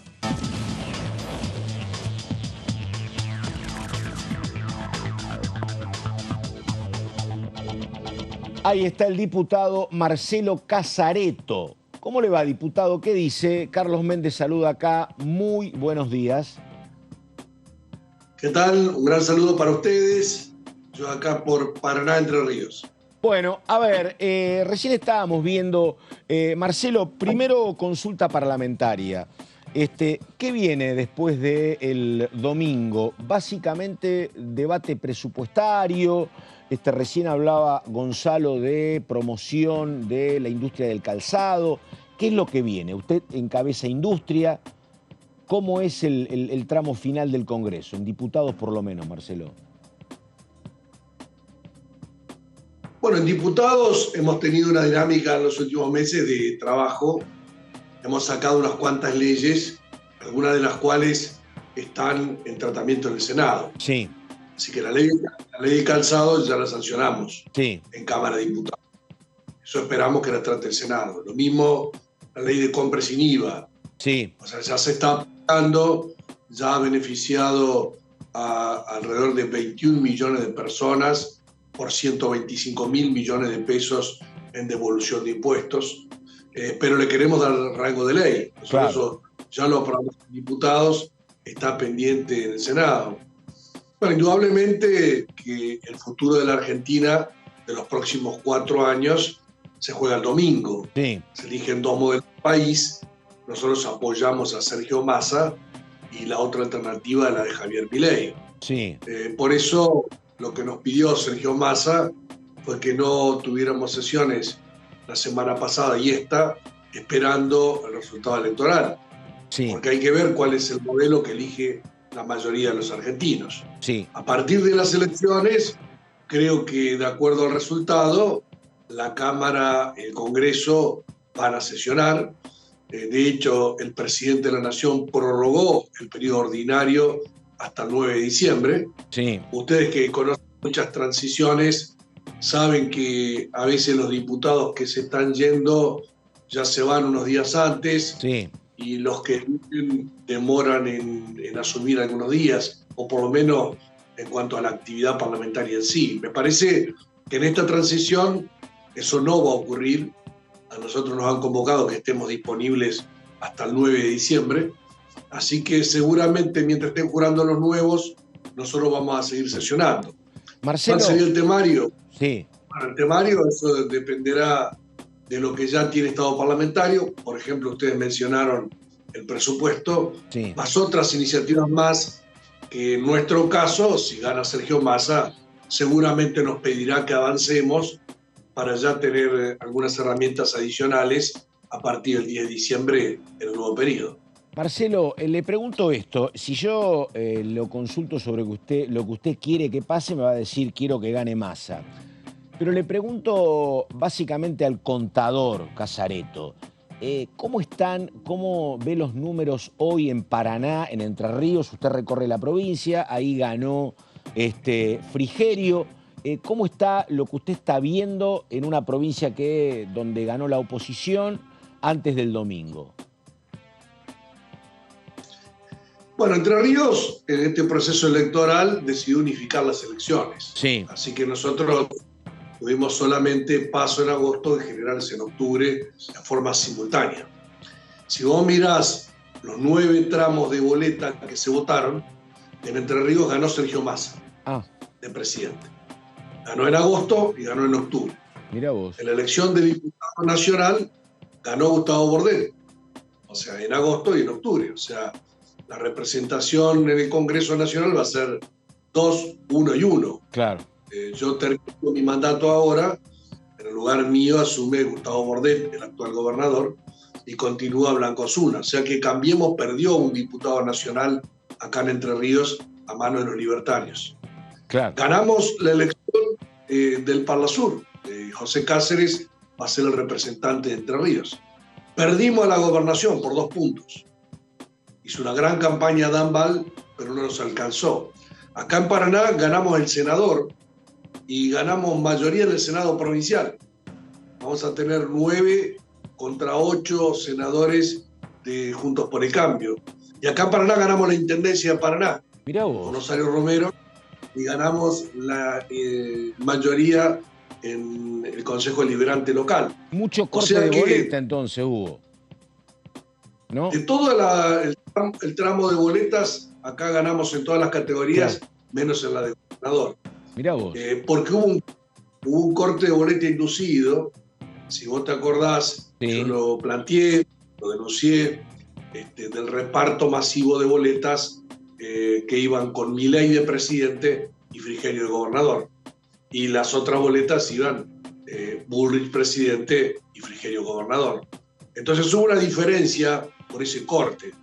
O sea, en definitiva, en la elección Cambiemos sacó Bullrich 30% y Frigerio 41%, y Milei sacó 30% y su candidato a gobernador Echeverri 19%. Claro. O sea que hubo 11 puntos de corte que votaron Milei y Frigerio. Eso fue lo que determinó el resultado acá en Entre Ríos en la elección local. O sea, acá no ganó Cambiemos. Acá hubo un voto cruzado en el cual ganaron ellos la categoría gobernador, pero nosotros ganamos la categoría a presidente e intendente. Claro. Así que es lo que puede ver para el domingo, es un poco la proyección de eso. Los entrerrianos mayoritariamente optaron por Massa presidente en agosto y en octubre. Esperamos que también tenga el voto el próximo domingo. Desde la lectura opositora te pueden decir, mira, la elección fue 34% Massa, 30 Bullrich, 29 Milei. Si vos sumás a la fuerza de la oposición, te daría mucho más. Claro. Pero no es una suma algebraica. No. Esto va a depender de la voluntad de la gente. Pero claramente, si vos mirás a nivel regional, que tendrías que ver la región central. Si no tengo mal los números, ustedes los tienen exactos. Creo que en Córdoba sacamos 13%, en Santa Fe 29% y en Entre Ríos 34%. O sea, en Entre Ríos es donde más votos sacó Massa, considerando la región central del país. Lo mismo si sumás San Luis, sumás Mendoza.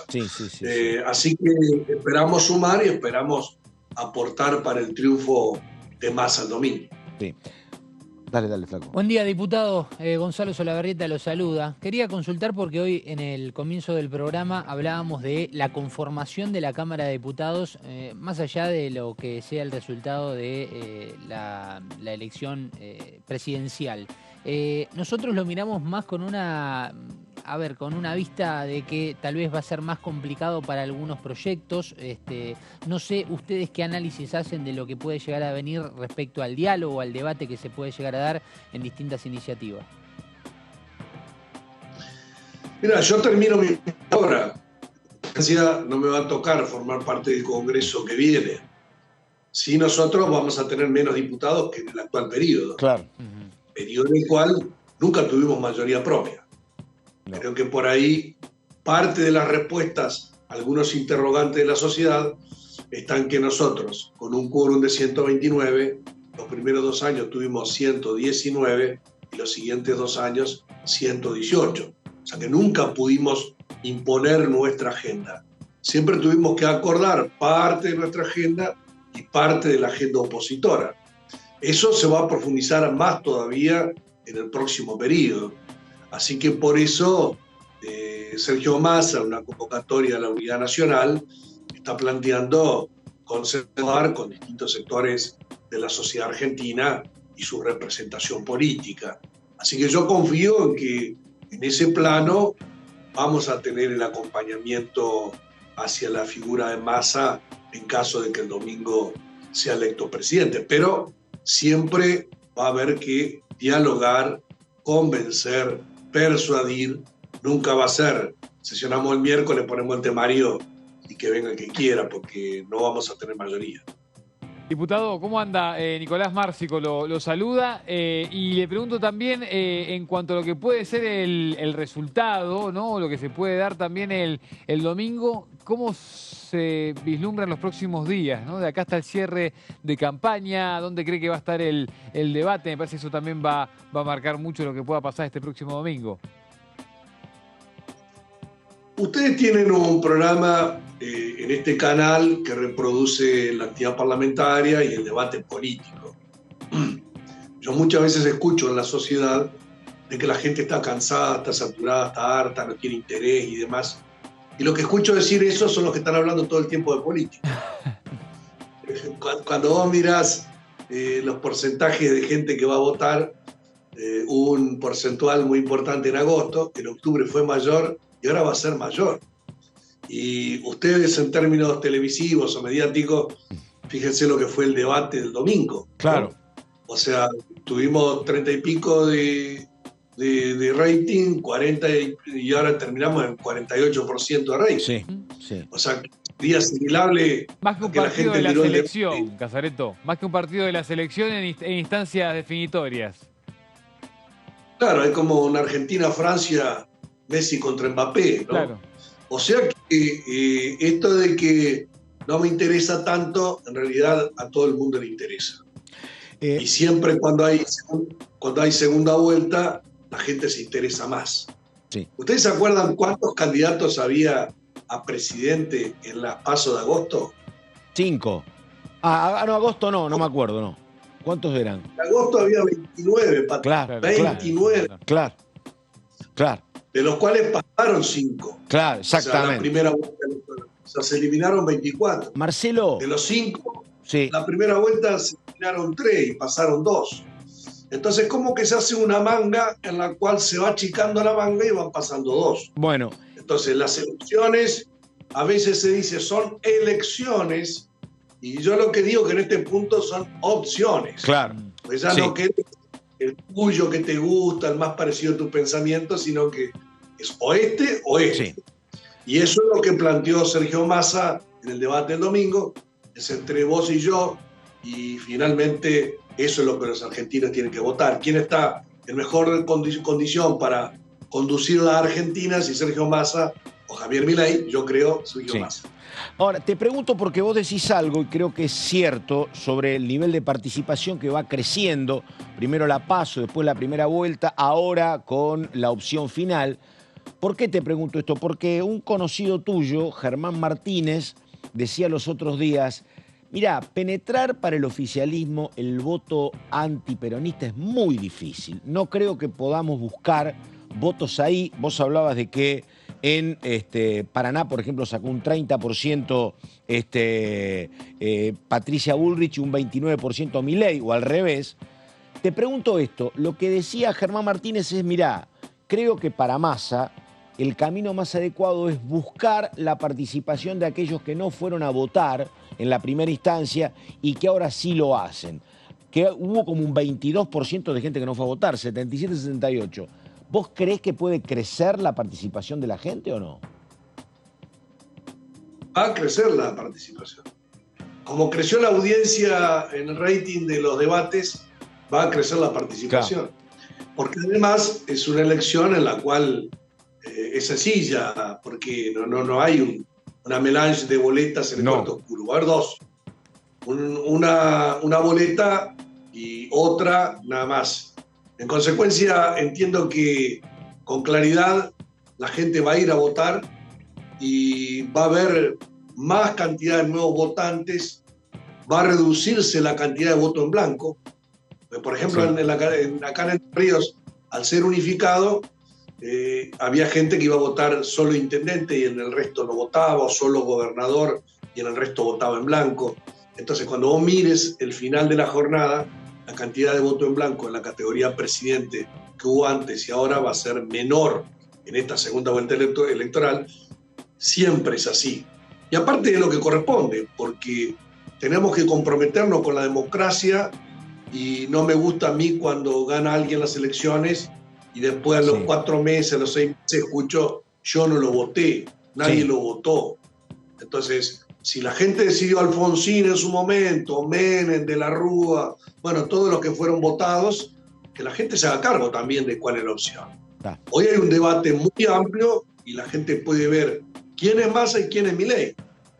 Si gana Massa, lo conoce, y si gana Milei también. Lo que no puede ocurrir es, yo lo voto a Milei y termina ganando, y después a los 4 meses me saco el lazo encima y dice, no, yo no lo voté, no sé.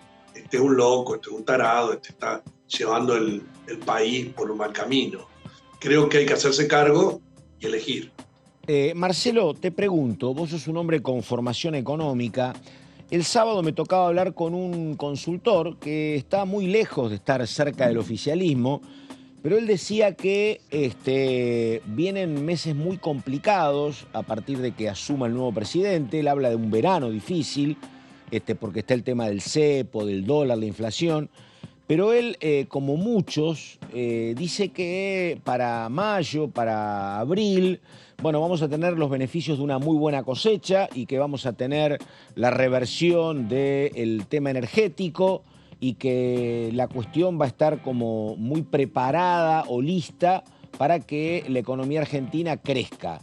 ¿Pensás lo mismo vos o no? Es así, porque en este gobierno se han tomado medidas importantes que están teniendo impacto y que van a tener un impacto en los próximos meses. O sea, va a haber 3 motores fundamentales. Por un lado, el sector agropecuario, por otro lado, lo que es el sector energético y por otro lado, lo que es el sector minero. Entonces, hay un ciclo climático que hubo sequía en la temporada anterior y eso significó 21.000 millones de dólares menos para la Argentina. Eso ahora se revirtió y está habiendo una abundancia hídrica superior, lo cual va a mejorar. En parte la cosecha fina, que lo vas a ver un poco en diciembre, pero llegaron las lluvias medio tarde, y mucho en la cosecha gruesa, que lo vas a ver a partir de marzo. Por eso las liquidaciones de exportaciones son en marzo, abril, mayo, ahí donde vas a notar un impacto de una mejora notable. Lo energético, ya se terminó el gasoducto, eso en el corto plazo tuvo un impacto de 500 millones de dólares positivo, lo va a tener más y se va a sentir más a partir de mayo, junio, julio, cuando empiece la mayor demanda de gas natural, que antes tenía que venir importado y ahora va a venir de vaca muerta, y también lo que son las exportaciones mineras. Así que eso va a generar un paquete de 35.000 millones de dólares adicionales que la Argentina no tuvo este año. Ahora, en un rato nos vamos, a las 14, acá al Parque Industrial de Paraná. ¿Ah, sí? Vamos a una reunión con todo el sector productivo de Entre Ríos. Y el sector productivo, claro, siempre demanda una máquina más importada que hay que pagar en dólares, insumos adicionales para crecer que hay que pagar en dólares, y aunque el gobierno asigne la prioridad al sector productivo, si los dólares no están, no están. Ahora, lo que sí van a estar, de acuerdo a la maduración de este proceso que recién te daba a conocer. Lo que sí hay mucha preocupación acá son las expresiones de Milei acerca del comercio internacional. Sí, sí. Habló de las exportaciones a China y a Brasil. En el caso de Entre Ríos, el 40% de las exportaciones entrerrianas va con esos dos destinos.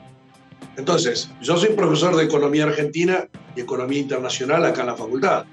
Hasta el último de mis alumnos entiende que la representación en los foros internacionales la tiene el país y la negociación es multilateral o bilateral entre países. Sí. O sea que es el presidente de la nación el que va a los foros financieros, Fondo Monetario, Banco Mundial, BID, y va a los foros económicos como la Organización Mundial de Comercio, como los distintos acuerdos internacionales, va al Mercosur, va al diálogo Mercosur-Unión Europea. O sea que la integración al mundo depende de que tengamos una sólida representación política, como lo plantea Sergio Massa, y no como plantea Milei, donde mis alumnos de primer año entienden de que una empresa no puede ir a vender al mundo si el gobierno no tiene acuerdos multilaterales y bilaterales para que los productos puedan ingresar. Así que eso es una preocupación del sector productivo entrerriano. ¿Viste lo que pasó con Boric, con el presidente chileno, justamente con este tema? Porque algún argentino escribió en las redes que había que imitar a Chile y que había que intercambiar bienes con el mundo sin ninguna participación del Estado, como en Chile, dijo un argentino libertario.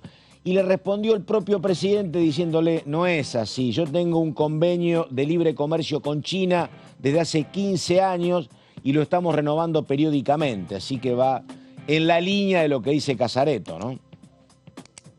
Claro, Gabriel Boric lo que planteó es un acuerdo con China de libre comercio, eso fue ley del Congreso chino y del Congreso chileno, y las pautas y las readecuaciones se discuten de país a país.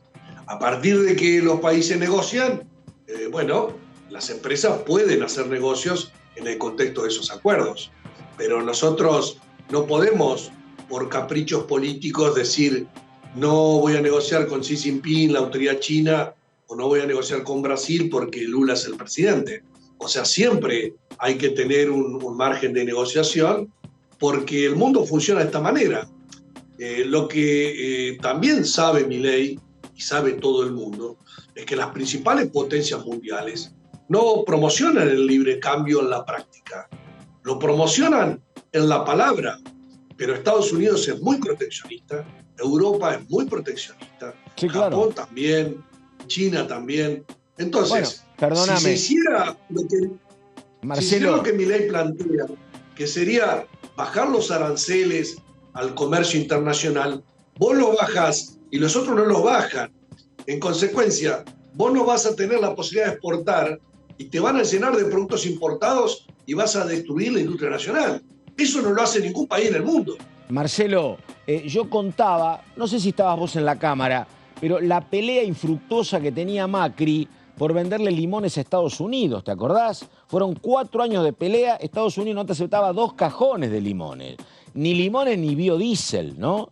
Y lo ha contado esto el propio Jorge Argüello, embajador argentino en Washington, diciendo, yo paso mi vida recorriendo despachos de senadores en Washington tratando de abrir puertas. Y la verdad que la respuesta siempre es negativa. Y estamos hablando no de China, estamos hablando de el país que es el número 1 en materia de reglas capitalistas, ¿no?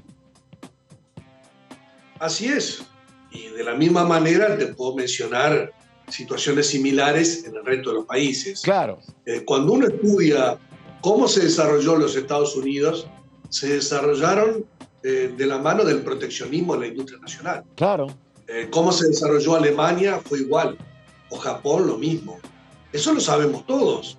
Ahora, una vez que ellos se industrializan y desarrollan su economía, dicen, bueno, y ahora hagamos libre mercado, así yo le puedo vender a todo el mundo. Y nosotros, que llegamos tarde al desarrollo, como nación, necesitamos proteger la industria nacional. A ver, nosotros, el otro día yo fui a Mar del Plata, acompañando a Sergio Massa. Fuimos al Festival Internacional de Cine, ¿viste? Entonces, vos tenés inversión en el Instituto de Cinematografía, apoyo a las producciones nacionales, a las industrias culturales. ¿Y Milei qué planteó? Eliminar el INCA, eliminar el instituto, y bueno, que haga películas que tiene que hacer. Bueno, eso no existe en el mundo. Así todo el mundo, estimula la industria cultural. Por supuesto, todos los productores, directores, actores coinciden con la posición de Sergio Massa. Fuimos ahí a Mar del Plata, también yo participé de la botadura de un barco, un barco pesquero, industria nacional. Y bueno, y la empresa Contesi, una empresa privada, estaban contentos y al mismo tiempo tenía un montón de cosas pendientes que decía, el gobierno tiene que apoyarnos en esto, en esto. Pero claramente no podemos ir a un esquema de desprotección de la industria nacional. Porque si encima de los problemas que hoy tiene la industria, vos abrís la importación, claramente todo el sector de los astilleros navales y de la construcción de buques quebraría en Argentina. O sea, las ideas de Milei no son ideas nuevas. Las ideas de Milei son ideas viejas. Son las ideas que ya instrumentó Macri. Son las ideas que ya instrumentó Cavallo. Son las ideas que ya instrumentó Martínez de Hoz. Y es más, Milei plantea los 70 años de peronismo como un problema, plantea hasta la democracia como un problema, porque dice que los problemas de la Argentina empezaron en 1916, y plantea que Hipólito Yrigoyen fue el primer populista. Sí. O sea que lo que plantea son ideas viejas, anteriores al peronismo y anteriores al radicalismo. Pero ¿cuál es el problema, Pato? El problema está que la Argentina, de fin del siglo XIX, era de 2 millones de habitantes. Claro. Y ahora tenemos 46 millones de habitantes.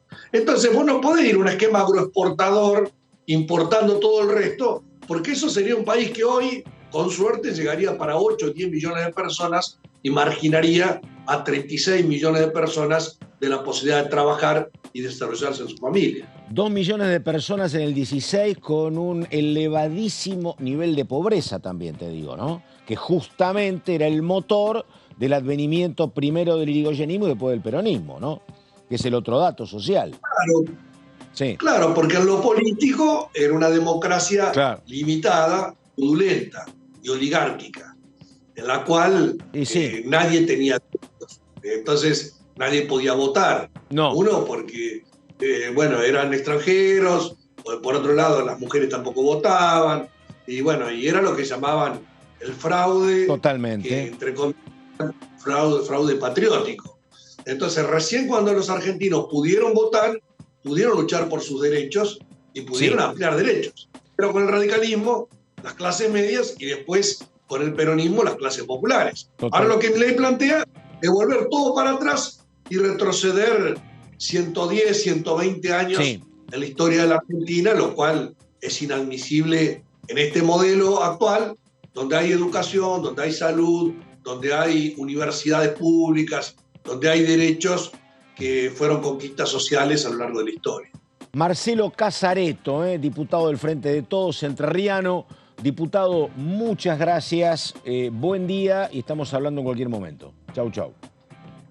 Bueno, el domingo festejamos y la semana que viene nos vemos. Bueno, ahí estamos. Chau, gracias. Bueno, estamos con Nico Márcico que se está preparando, tiene un trabajo para dentro de un ratito.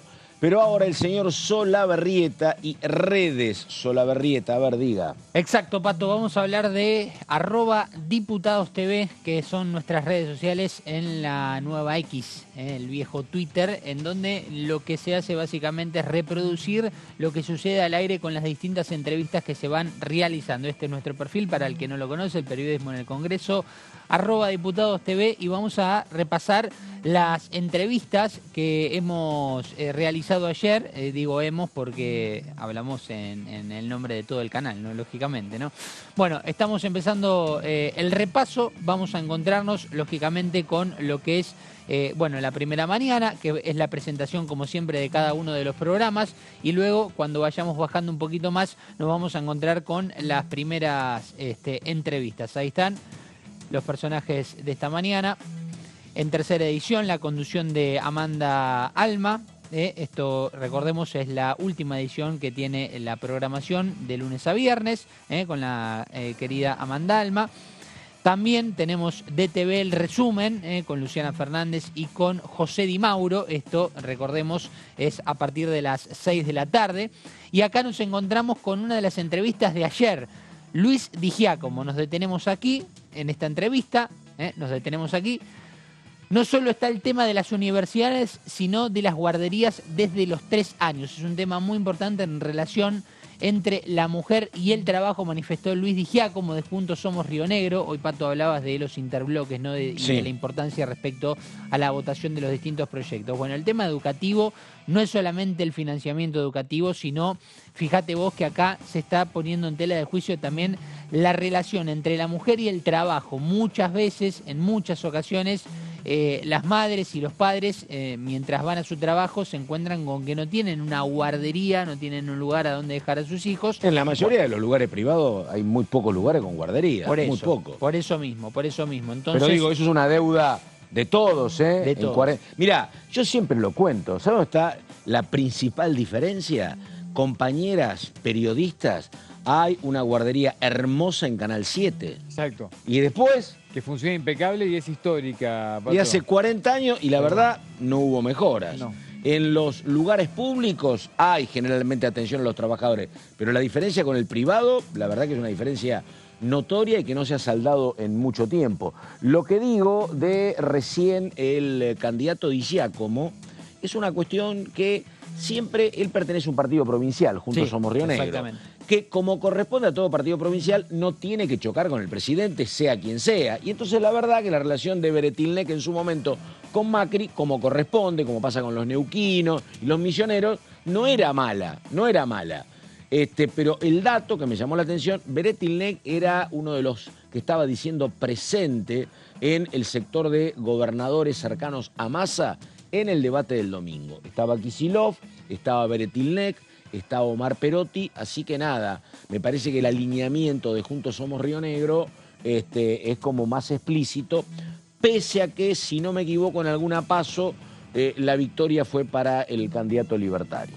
Dale. Bueno, ese era uno de los testimonios entonces de Luis Di Giacomo, que hacía referencia a todo el tema educativo, pero también a poner el foco en esto, ¿no? Las guarderías de los niños, las niñas de 3 años, y también con esta cuestión de la relación de la madre y los padres también, ¿no? Vamos a ponerlo con los hijos. Bueno, en la otra declaración, fíjese, sigue vigente el tema del negacionismo, un tema que se trató la semana pasada en esta Comisión de Derechos Humanos y Garantías. Se van a unificar proyectos porque una de las cuestiones, lógicamente, son los dichos negacionistas referidos a la última dictadura militar, que lamentablemente lo estamos viendo bastante seguido en los medios de comunicación. Esto es una realidad. La discusión, lamentable también, de los números, de si son 30.000, si no son 30.000. Bueno, este tema empezó a tener una importancia aquí en la Cámara de Diputados muy relevante, entendiendo que lo que se quiere es llevar ya a una instancia judicial esta cuestión en los dichos. Y en este caso también hay que marcar un punto. Es uno de los temas que tal vez se diferencia entre los distintos pensamientos y el debate. La cantidad de años de excarcelación por estos dichos, si es necesario, si no es necesario, bueno, aquí vendrá un debate. La declaración del diputado Eduardo Tonioli, el debate sobre el negacionismo no se salda con el Código Penal en la mano, atentos, una declaración importante, acompaña el proyecto presentado por Hijos Capital porque no está acotado a las penas e introduce el tema de la educación y de la formación. Es decir, que en donde pone el foco Tonioli es básicamente en lo que significa la educación, con cursos, justamente con capacitación en los distintos poderes del Estado referido al negacionismo, Pato. A ver, efectivamente, un tema muy sensible que para mí tiene un corte que va mucho más allá de lo judicial y tiene que ver con lo que dijo justamente Victoria Villarroel hace unos días, donde ella dijo que esto me parece que es lo que divide aguas, lo que no admite, no es una disidencia parlamentaria, estás de un lado o estás del otro, cuando ella dijo que los últimos 40 años de la historia argentina era un relato, Márcico, de las madres y las abuelas de Plaza de Mayo. Una mentira. Digo, esto es lo que te pone de un lado o de otro. Esto es lo que no podés admitir. Si ella considera que esto es así, digo, cuando tenés enormes manifestaciones y condenas por parte de la justicia en primera, segunda instancia, cámaras, la Corte, estableciendo que hubo un plan sistemático de genocidio. Si ella, que es una diputada y es una eventual candidata, dice lo que dice, me parece que ahí la verdad, la cuestión está como muy clara. No podés sintetizarlo en algún acuerdo ni discutirlo en una ley. Son diferencias demasiado graves. Ayer planteó la misma Victoria Villarroel el hecho de que hay que recuperar la ESMA. Lugar de tortura, lugar de asesinato, lugar de exterminio. Vengo de visitar Berlín, donde casi 100 años después están señalizados los campos de concentración, los lugares donde se refugiaba Hitler. Acá eso significa la ESMA. Y ella dice que hay que convertirlo otra vez en un parque para que los chicos vayan a la escuela.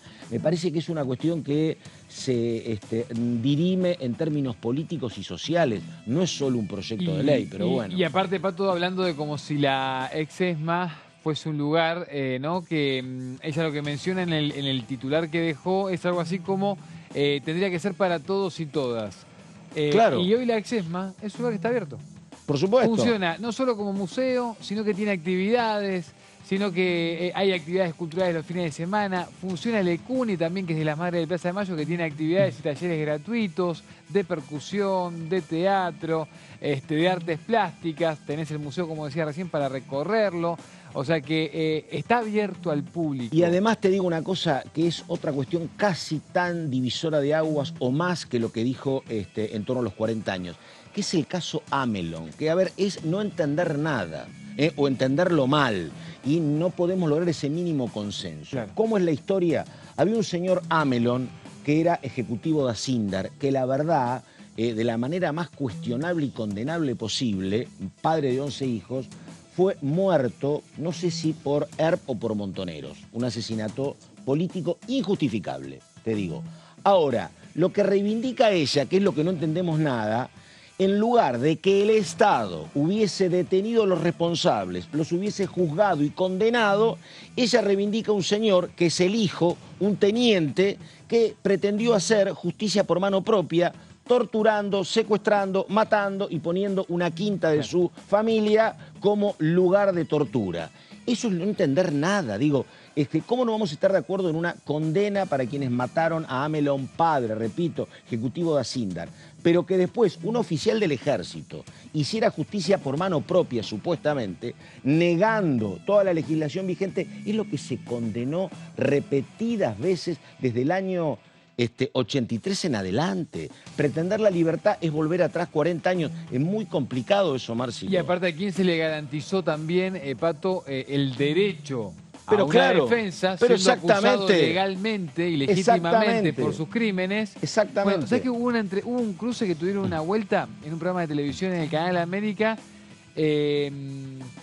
Victoria Villarroel con Victoria Donda. Claro. tuvieron un cruce muy interesante. Claro. Y Victoria Donda lo que le termina respondiendo, que a mí me pareció una síntesis perfecta de lo que estamos hablando, Pato. Que tiene un padre y una madre desaparecidos dijo, y tiene un tío que exacto, era integrante de la patota de la ESMA. Exacto. Sí. Y lo que le dijo, ¿qué fue, Pato? Lo que le dijo fue, a mí me encantaría, Victoria, a Villarroel, tener a mi viejo o a mi vieja en alguna cárcel presos, pero claro, para poder ir a visitarlos. Pero claro. Porque yo no sé dónde están, no los pude despedir. Exactamente. Entonces digo, bueno... Es lo esto, pero eso, es no entenderlo, ¿me entendés? Claro, porque digo, es vos no básico, podés tratar de reclamar la libertad de Amelon porque es dar marcha atrás 40 años. Es básico y es una persona pero que además, se dedica al derecho, la diputada nunca es jamás la misma responsabilidad de un integrante de ERP y Montoneros que se alce en armas contra la ley que el rol de un oficial del ejército.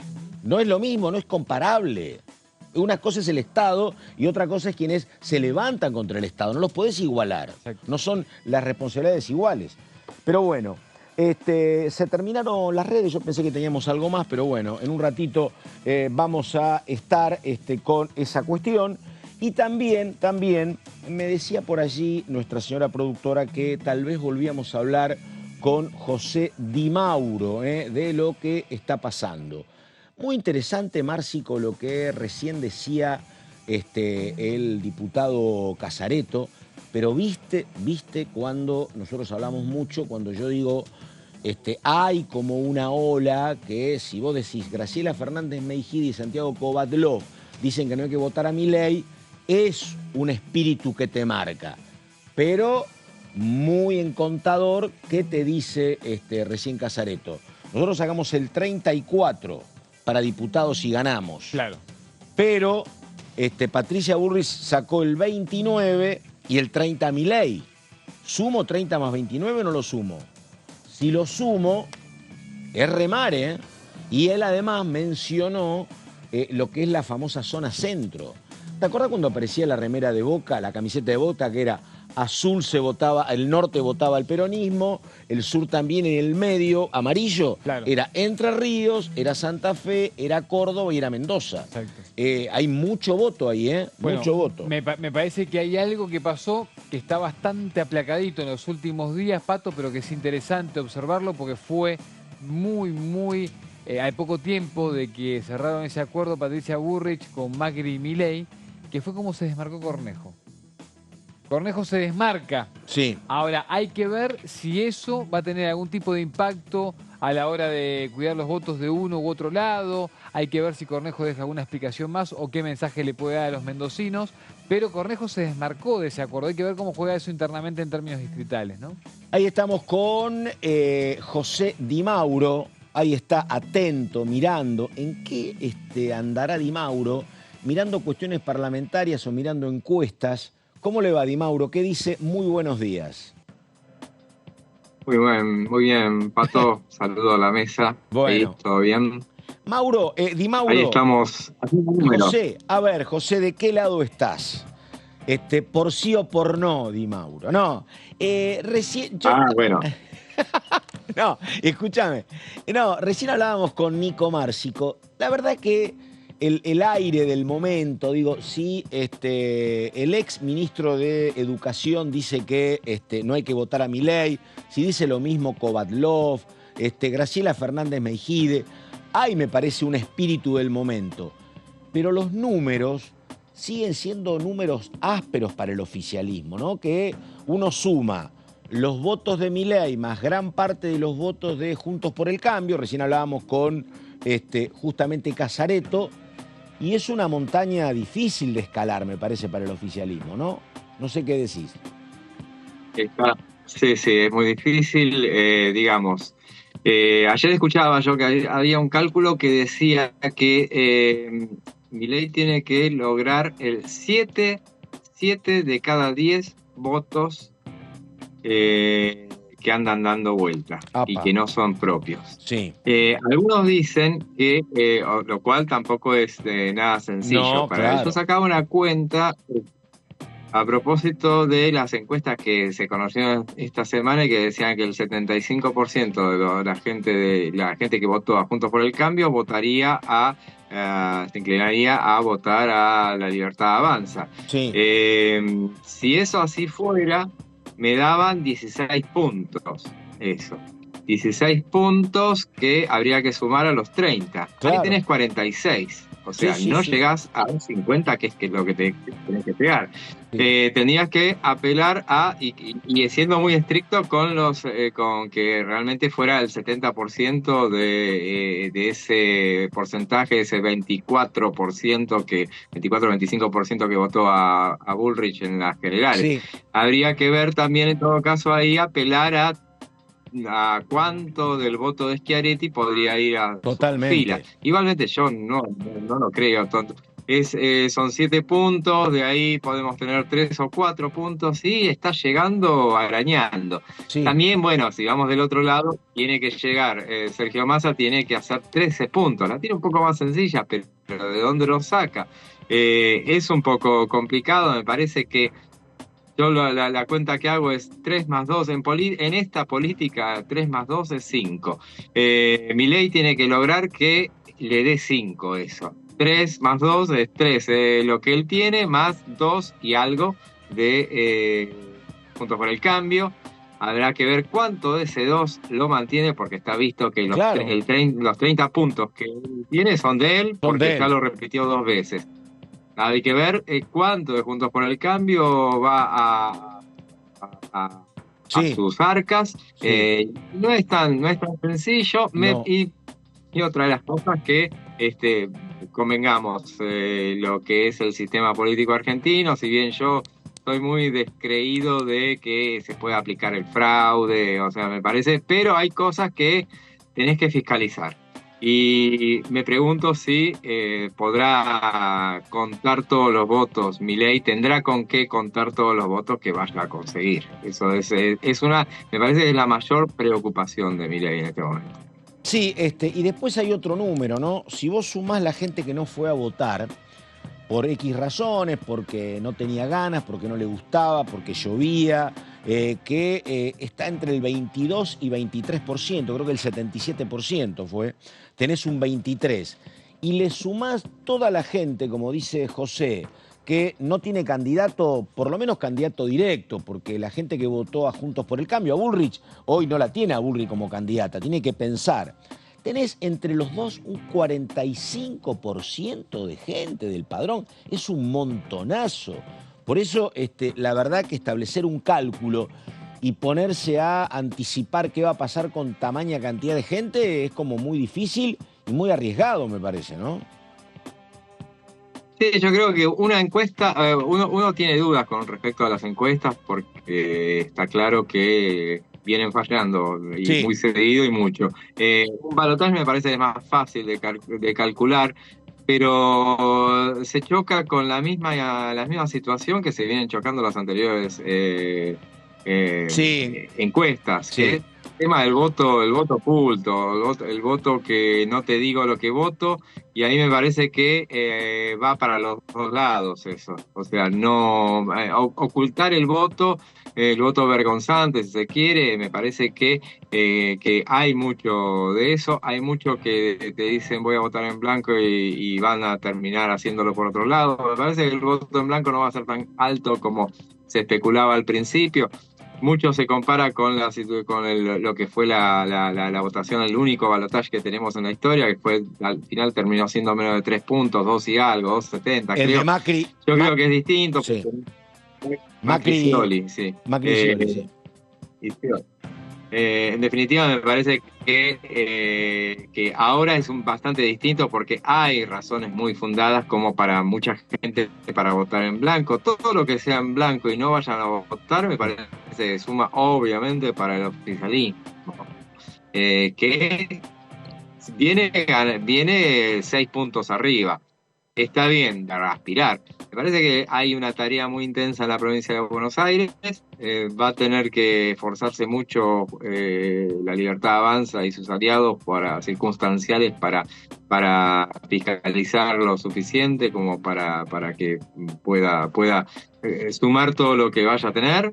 En el norte del país también se sabe que hay un trabajo muy intenso del oficialismo y que son los lugares donde va a cosechar más. Y hay expectativas respecto de lo que pueda llegar a suceder con el voto de Schiaretti. Me parece que no es tan sencillo calcular lo que va a hacer esa persona. No. Y además es complicado para Schiaretti decir, la neutralidad de Schiaretti, porque ¿qué pasa si, imagínate que hay mucho respaldo en Córdoba, imagínate para Massa, él no queda cómodo, o al revés también, ¿no? Digo, o lo mismo para Gerardo Morales, que dijo, si votan a Milei no vamos a cobrar los sueldos.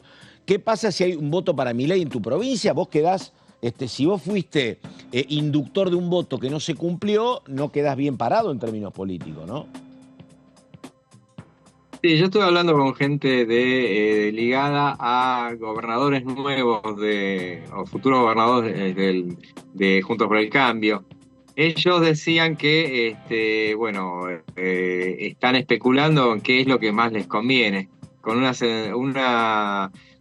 sensación de prescindencia, claro, en realidad, de no seguir exactamente todo lo que les marcan. O sea, ellos me decían, mira, al día siguiente vamos a decir, nos viene bien que haya ganado el que sea, en realidad, claro, aunque más allá de que, porque obviamente cada uno tiene sus dificultades. Pragmatismo al palo. Está muy complicado. Sí, totalmente. Así es. Y perdóname, en 10 segundos, Di Mauro, a ver, la continuidad del bloque de Juntos por el Cambio, ¿depende de lo que pase el domingo o vos creés, como estaba diciendo, por ejemplo, el ex ministro de Cultura, que ya está quebrado? ¿Crees que si gana Milei se pueden sostener? Es muy difícil después de las cosas que pasaron, sobre todo el sábado a la noche. Sí. Pero me parece que si gana Milei se les complica más, aunque algunos dicen que no es así. Pero si terminara imponiéndose el actual oficialismo, a mí me parece que es más fácil de mantener de alguna manera habrá que ver qué sucede con el PRO. Yo estaba mirando los números de lo que es Juntos por el Cambio: 42 PRO, 25 Unión Cívica Radical, 9 de Evolución Radical, tenés 6 de la Coalición Cívica, hay 2 de Encuentro Federal, 2 de Producción y Trabajo, y también López Murphy, después tenés Esper, hay un chubutense que no sabemos para qué lado va a ir, y de Avanzar San Luis. Me parece que, obviamente, no digo ninguna novedad si uno calcula que no va a ser lo que era hasta ahora, pero me parece que tiene más posibilidades de prevalecer alguna alternativa si se mantiene como la principal oposición, claro, y le quita ese lugar que muchos quieren darle a la Libertad Avanza. Ahí estamos, el señor José Di Mauro. José, abrazo, muchas gracias, hasta cualquier momento. Chau. Un gusto, Pato, un gusto, Nico. Chau, José. Señor Nicolás, tenemos que terminar, Márcico. Hemos llegado al cierre, Pato. Nosotros nos vamos, necesitamos un café reparador, pero vienen ellos, Horacio Embón, Carolina Ramos, Martín Bravo. Con los puños llenos de verdad. Están trabajando los dos, están trabajando como corresponde, ganando buena plata. Grandes colegas. Así que bueno, tenemos que terminar. Nada más, gracias, muy buenos días. Saludos al señor Sola Berrieta, que ya está en otros menesteres. Chau.